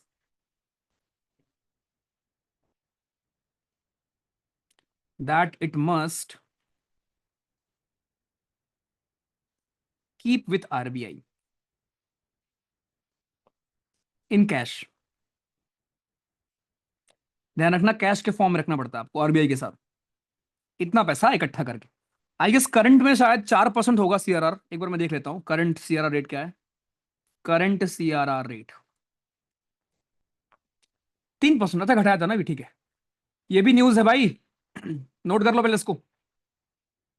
जून 2025 में आरबीआई ने सीआरआर को 100 बेसिस पॉइंट यानी 1% घटा दिया था। अब इससे इन्फ्लेशन पे क्या फर्क पड़ा होगा वो भी आपको सोचना है, जो मैं भी आपको बताऊंगा, ठीक है। लेकिन ये न्यूज ध्यान रखो, इसको नोट कर लो प्लीज। इसको नोट कर लो कि करंट में जो हमारा सीआरआर है वो 3% है। करंट में सीआरआर है 3%। आ जाओ। तो मेरे भाई जैसे मान लो फॉर एग्जांपल बैंक के पास 100 करोड़ रुपए है, फॉर एग्जांपल बैंक के पास 100 करोड़ रुपीज है। तो अगर सीआरआर 3% है, इसका मतलब क्या हुआ कि 3 करोड़ रुपए कैश के फॉर्म में बैंक को अपने पास रिजर्व रखना होगा। इस 3 करोड़ को बैंक किसी को लोन के फॉर्म में नहीं दे सकती। ये इमरजेंसी फंड होता है जो बैंक को मेंटेन करना होता है विद आरबीआई। आरबीआई के साथ, आरबीआई में एक खाता होता है सबका, उस खाते में 3 करोड़ रुपए यानी 3% रुपए उसको रखना पड़ेगा। खत्म। ठीक है भाई, ये है आपका। तो ये था आपका कैश रिजर्व रेशियो। मैं रिपीट कर रहा हूं, बहुत ध्यान सुनना मेरे भाई। तो कैश रिजर्व रेशियो का मतलब बड़ा सिंपल है कि आपका ये परसेंटेज ऑफ द मनी है जो बैंकों को कैश के फॉर्म में आरबीआई के साथ रखना पड़ेगा। इस मनी को बैंक लेंड नहीं कर सकते। Bank can not lend this money, ध्यान रखना। ये सेफ्टी के फॉर्म में होता है, ठीक है। अच्छा, अब आपसे सवाल मेरा, सोच के बताना, तुक्का मत मारना मारना। अगर मैं कैश रिजर्व रेशियो को इंक्रीज कर दूं तो मुझे बताओ महंगाई कम होगी या ज्यादा होगी? पहले सोचो, 1 मिनट लो। मैं रिपीट कर रहा हूं, कैश रिजर्व रेशियो वो परसेंटेज ऑफ द अमाउंट होता है जो बैंक को रखना पड़ता है अपने पास। बैंक उस विथ आरबीआई बैंक उसको लोन के फॉर्म में नहीं बांट सकती। तो अगर मैं कैश रिजर्व रेशियो को और इंक्रीज कर दूं तो इन्फ्लेशन हमारा इंक्रीज करेगा या डिक्रीज करेगा? दैट इज माई क्वेश्चन, बताइए। Very easy question. शाबाश यार। किसने नो चेंज लिखा है? का भाई तुम्हारा अलग ही चल रहा है। हम्म।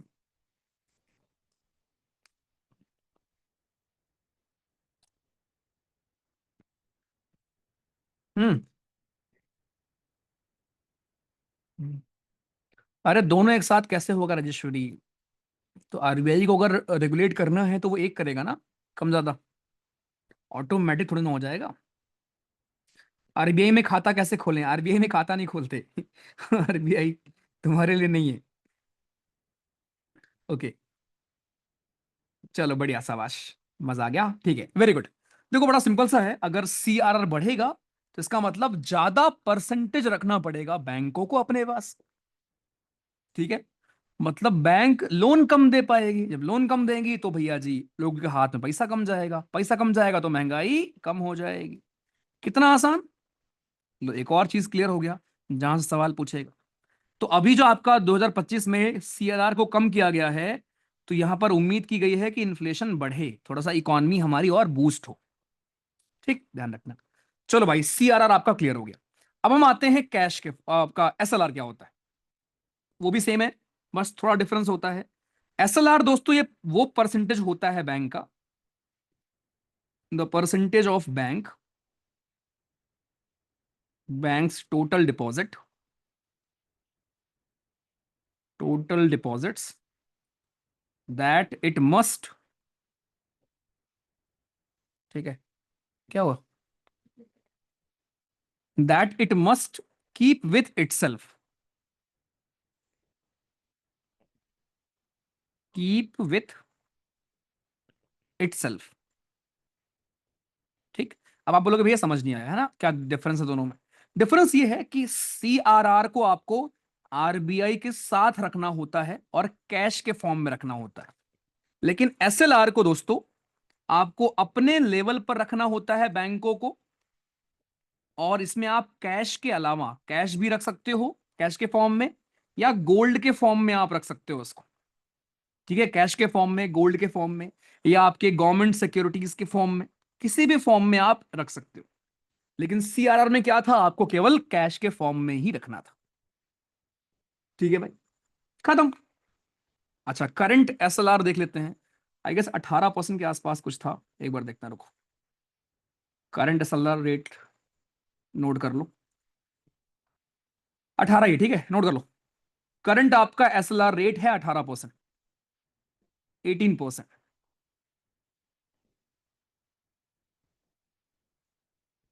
ये क्या लिख रखा है, एक सेकेंड रुको रुको। हम्म, ये कब का है, अपडेट नहीं हुआ क्या ये? चलो अभी के लिए आप 18 ही कर लो, ठीक है, अभी के लिए 18 ही कर लो, फिर एक बार मैं क्रॉस चेक कर लूंगा ऑफिशियल डेटा से, ठीक है। आ जाओ। इसका मतलब ये हुआ मेरे भाई कि अगर आपके पास 1,000 करोड़ रुपए हैं या 100 करोड़ रुपए हैं, तो 100 करोड़ का 18 करोड़, 100 करोड़ में से 18 करोड़ बैंक को एसएलआर में रखना पड़ेगा, जिसको आप लोन नहीं दे सकते हो। ठीक। तो ये एसएलआर और सीआरआर दोनों बनाए इसलिए गए थे कि कल के दिन अगर इमरजेंसी में किसी बंदे को अपना पैसा वापस निकालना है तो वो निकाल पाए। ऐसा ना हो कि यार, है ना, कि भैया पूरा पैसा बैंक लोन में उड़ा दे और जो जिसने बेचारे ने सेविंग कर रखा है उसको पैसा ही ना मिले, है ना। इसीलिए अगर, अच्छा सोचो, अगर कि एक दिन सब लोग डिसाइड करें कि सब लोग एक साथ कि मुझे बैंक से पैसा निकालना है, तो ये पॉसिबल ही नहीं। इसलिए आपने देखा होगा कोविड के टाइम पर बैंकों ने क्या किया था, एक लिमिट लगाया था कि भाई एक दिन में आप 3,000 ही निकाल सकते हो, ऐसा कुछ लिमिट लगी हुई थी, है ना। क्योंकि ऑब्वियसली भाई बैंकों ने क्या कर रखा है, अपने उस पैसे को लोन दे रखा है ना यार। बैंक पैसा कहाँ से कमाएगी, मनी मल्टीप्लायर याद है ना। तो बैंक पैसा कमाएगी ना भाई अब उस पैसे को लोन के फॉर्म में देकर, लेकिन स्टिल कुछ परसेंटेज होता है जो बैंकों को अपने पास रखना पड़ता है। इस चीज को प्लीज ध्यान रखना, ठीक है। चलो, तो मैं रिपीट कर दूं फिर से डिफरेंस दोस्तों, कि सीआरआर में केवल कैश के फॉर्म में रखना होता है और आरबीआई के साथ रखोगे, ठीक। लेकिन एसएलआर में आप कैश के फॉर्म में, गोल्ड के फॉर्म में, सिक्योरिटीज के फॉर्म में, किसी भी फॉर्म में रख लो, और अपने लेवल पर बैंक को खुद अपने ब्रांच में रखना पड़ता है, आरबीआई के साथ आपको नहीं रखना है। ये दोनों डिफरेंस प्लीज ध्यान रखना। अब एक यहां पर सेम सवाल मेरा, कि अगर जवानों में एसएलआर को, अगर एसएलआर को इंक्रीज कर दिया जाए भाई, तो इन्फ्लेशन, सेम चीज, इन्फ्लेशन हमारा कम हो जाएगा, और एसएलआर अगर हमारा डिक्रीज हो जाए तो इन्फ्लेशन हमारा बढ़ जाएगा। Very easy questions. चलो भैया जी, होपफुली आपको मजा आ गया होगा। एग्जाम में ऐसे सवाल पूछेगा, पता है कैसे पूछेगा, देखो, एग्जाम का फ्यूचर ईयर क्वेश्चन बता रहा हूं तुमको मैं। सवाल ऐसे आएगा, which of the following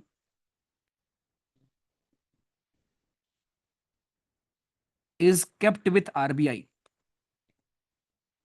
RBI के साथ हम क्या रखते हैं, पहला ऑप्शन सीआरआर, दूसरा ऑप्शन एसएलआर, तीसरा ऑप्शन बोथ, चौथा ऑप्शन नन। ऐसे पूछेगा, और आंसर सीआरआर, ठीक है। तो सीआरआर और एसएलआर क्लियर आपको, उसके ऊपर जो आपके हमारे बाकी टूल्स थे वो क्लियर हो गया होगा। क्वालिटेटिव और क्वांटिटेटिव होता क्या है दोस्तों, आपको पूरी मॉनेटरी पॉलिसी कैसे सरकार रेगुलेट करती है दोस्तों, वो आपको क्लियर हो गया होगा, ठीक। परफेक्ट। अब मैं बस आपको एक चीज और पढ़ाऊंगा यहां पर, एक जो आपका न्यू तरीका है, उसके बाद फिर हम लोग चलेंगे क्वेश्चंस पर, ठीक है। फिर हम लोग पीवाईक्यूज करेंगे अभी, बट एक चीज और सीख लो आप यहां पर। तो मेरे भाई इतना करने के बाद फिर आपको मैं एक चीज और सिखाता हूं। तो ये जो चीज हम सीख रहे हैं ये आपका फॉल करता है एलएएफ में। एलएएफ क्या होता है, लिक्विडिटी एडजस्टमेंट फैसिलिटी। ये जितनी भी चीजें मैंने आपको पढ़ाई, repo rate, reverse repo rate, है ना, ये सब एलएएफ में फॉर्म फॉल करेंगे। एलएएफ का मतलब कि लिक्विडिटी को मेंटेन करने के लिए आप कौन कौन से मेथड्स का यूज करते हो। व्हाट इज लिक्विडिटी, कि भाई जनता के हाथ में कितना पैसा है, उसी को रेगुलेट करने की सारी चीजें। तो एलएएफ के दोस्तों मैंने आपको तीन तरीके सिखाए हैं। पहले मैंने आपको सिखाया रिवर सॉरी रेपो रेट से कैसे करते हैं, वो आपने सीख लिया कि रेपो रेट क्या होता है। दूसरा दोस्तों एक एमएसएफ होता है। अब ये एमएसएफ क्या है, इसको सीखना। एमएसएफ का मतलब होता है marginal standing facility, marginal standing facility, इसको बोलते हैं एमएसएफ। देन तीसरा दोस्तों हमारा होता है रिवर्स रेपो रेट, या फिर एसडीएफ, या फिर दोस्तों हमारा एसडीएफ। ओके, बस इसको ध्यान समझ लो, बहुत लोग कंफ्यूज होते हैं एमएसएफ क्या है भैया और एसडीएफ क्या है। ये नई चीज है, बस इसको सीख लो, उसके बाद हम आते हैं क्वेश्चंस पर। तो मेरे भाई रिवर्स रेपो रेट और रेपो रेट तो आपको पता है, आपने पढ़ लिया। अब भैया एमएसएफ क्या होता है, व्हाट इज एमएसएफ? देखो, कभी कभी ऐसा भी तो हो सकता है ना भाई, कभी कभी ऐसा भी तो हो सकता है ना कि बैंकों को तुरंत लोन चाहिए होगा,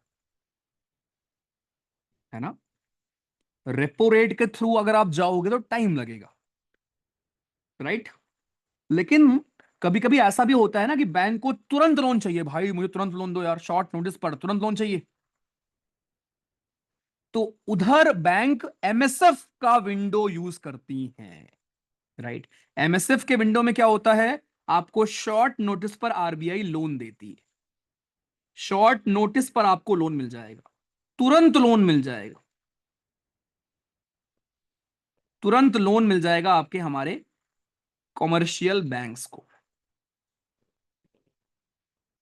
अब सोचो, अगर इतने फायदे हैं तो कुछ नुकसान भी तो होगा, और नुकसान क्या होगा, यहां पर इंटरेस्ट रेट ज्यादा होगा। आरबीआई बोलेगी तुरंत पैसा चाहिए, अच्छा एक काम करो, 20% रेट पे दूंगा मैं तुमको। अब बैंक मजबूर कि भैया एक डील फंसी हुई है, अडानी जी को लोन देना है मुझे, तो आरबीआई जी थोड़ा दे दो पैसा यार। आरबीआई क्या बोलेगी, देखो यार रेपो रेट से देने में बहुत टाइम लगेगा, एक काम करो एमएसएफ से लोन ले लो। एमएसएफ में क्या होगा, आपका इंटरेस्ट रेट बहुत ज्यादा होगा। यहां पर भी कोलेट्रल होता है, ध्यान रखना, कोलेट्रल भी आपका होगा और आपका इंटरेस्ट रेट जवानों बहुत ज्यादा होगा। ये होता है आपका एमएसएफ। अब आते हैं रिवर्स रेपो रेट पर और आपके एसडीएफ पर, ठीक। एसडीएफ में क्या होता है जवानों, रिवर्स रेपो रेट क्या था, रिवर्स रेपो रेट में आपका नॉर्मल हमारा क्या होता था कि आरबीआई जो है हमारी दोस्तों, आरबीआई आपके बैंकों से उधार लेती थी, है ना। रिवर्स रेपो उसको बोलते हैं हम लोग। एसडीएफ एक तरीका और बनाया गया जिसमें क्या था कि बिना कोलैटरल के, नो कोलैटरल, बिना कोलैटरल के आरबीआई जब लेगी, मान लो आरबीआई के पास कोलैटरल नहीं है, तो बिना कोलैटरल के जब आरबीआई आपके दोस्तों उधार लेगी बैंकों से, तो वो एसडीएफ का रास्ता यूज कर सकती है। बस ध्यान रखना कि एसडीएफ में आपका हायर रेट ऑफ इंटरेस्ट होगा। खत्म। ओके, अब कुछ लोग बोलेंगे भैया पता नहीं क्या समझा दिया, समझ नहीं आया, है ना। बस कॉपी पेन नीचे रख दो और ध्यान सुनो मेरे भाई। अभी तक हम पढ़ रहे थे क्वांटिटेटिव मेथड क्या होते हैं, आरबीआई क्या यूज करती है पैसे को कंट्रोल करने का, ठीक है। पहला हमने पढ़ा रेपो रेट, जिसका मतलब होता है ये वो रेट होता है जिस पर बैंक्स उधार लेती हैं आरबीआई से। खत्म, ठीक। ओके, दूसरा रिवर्स रेपो रेट, जब बैंकों के पास पैसा ज्यादा होता है तो आरबीआई जिस रेट पर उधार लेती है उसको बोलते हैं reverse repo rate. Bank rate क्या था, बैंक रेट होता है फॉर लॉन्ग टर्म, यहां कोलेट्रल नहीं होता। रेपो रेट में होता है शॉर्ट टर्म, कोलेट्रल होता है, बैंकों को कोलेट्रल देना पड़ेगा, ठीक। बैंक रेट में कोलेट्रल नहीं देना पड़ेगा और लॉन्ग टर्म के लिए मिलता है उधार। ये चीज क्लियर हो गई आपको, बढ़िया से। अब इसको बढ़ाने घटाने से इन्फ्लेशन पर क्या इंपैक्ट पड़ेगा वो आपने सीख लिया। ओके, उसके बाद कुछ पैसा जो बैंकों को अपने पास और कुछ आरबीआई के साथ रखना पड़ता है रिजर्व में, वो आपने पढ़ा, सीआरआर और एसएलआर। सीआरआर क्या था, कैश के फॉर्म में विद आरबीआई कुछ पैसा बैंकों को रखना पड़ेगा, ठीक।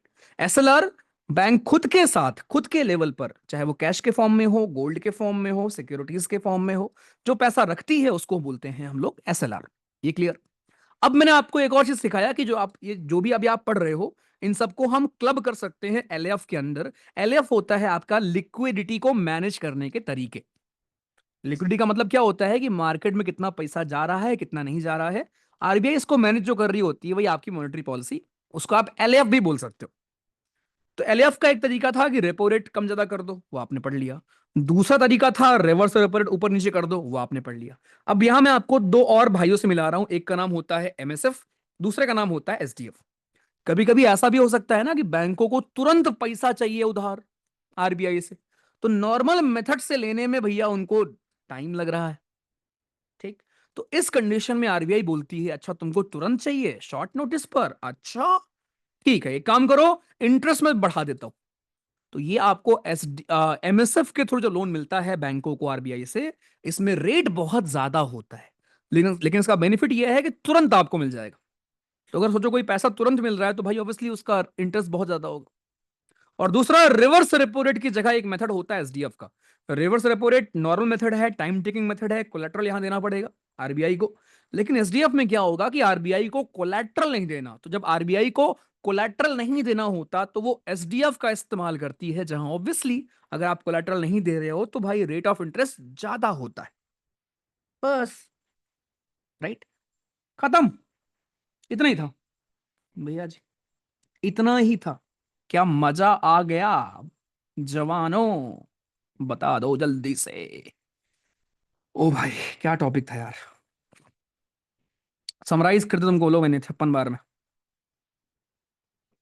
हम्म, चलो आ जाओ, अब मैं पूछता हूं सीएसई 2021 का क्वेश्चन। इन्फ्लेशन पर्टिकुलरली मैं कल पढ़ाऊंगा आपको, ठीक है, जो नेक्स्ट क्लास हमारी होगी ना भाई, हाँ उसको मैं कल पढ़ाऊंगा आपको। इन्फ्लेशन, देखो इन्फ्लेशन में हम क्या पढ़ेंगे, इन्फ्लेशन को हम मेजर कैसे करते हैं, डब्ल्यूपीआई क्या होता है, सीपीआई क्या होता है, इन्फ्लेशन के टाइप होते हैं, demand pull inflation, supply inflation, ऐसे करके। चलो भाई क्वेश्चन नंबर 11, मनी मल्टीप्लायर किसी इकोनॉमी में इंक्रीज कब होगा। दो दो कॉन्सेप्ट को मिक्स करके आपसे सवाल है, बहुत प्यारा टॉपिक है, बहुत प्यारा सवाल, जल्दी बता दो जवानों।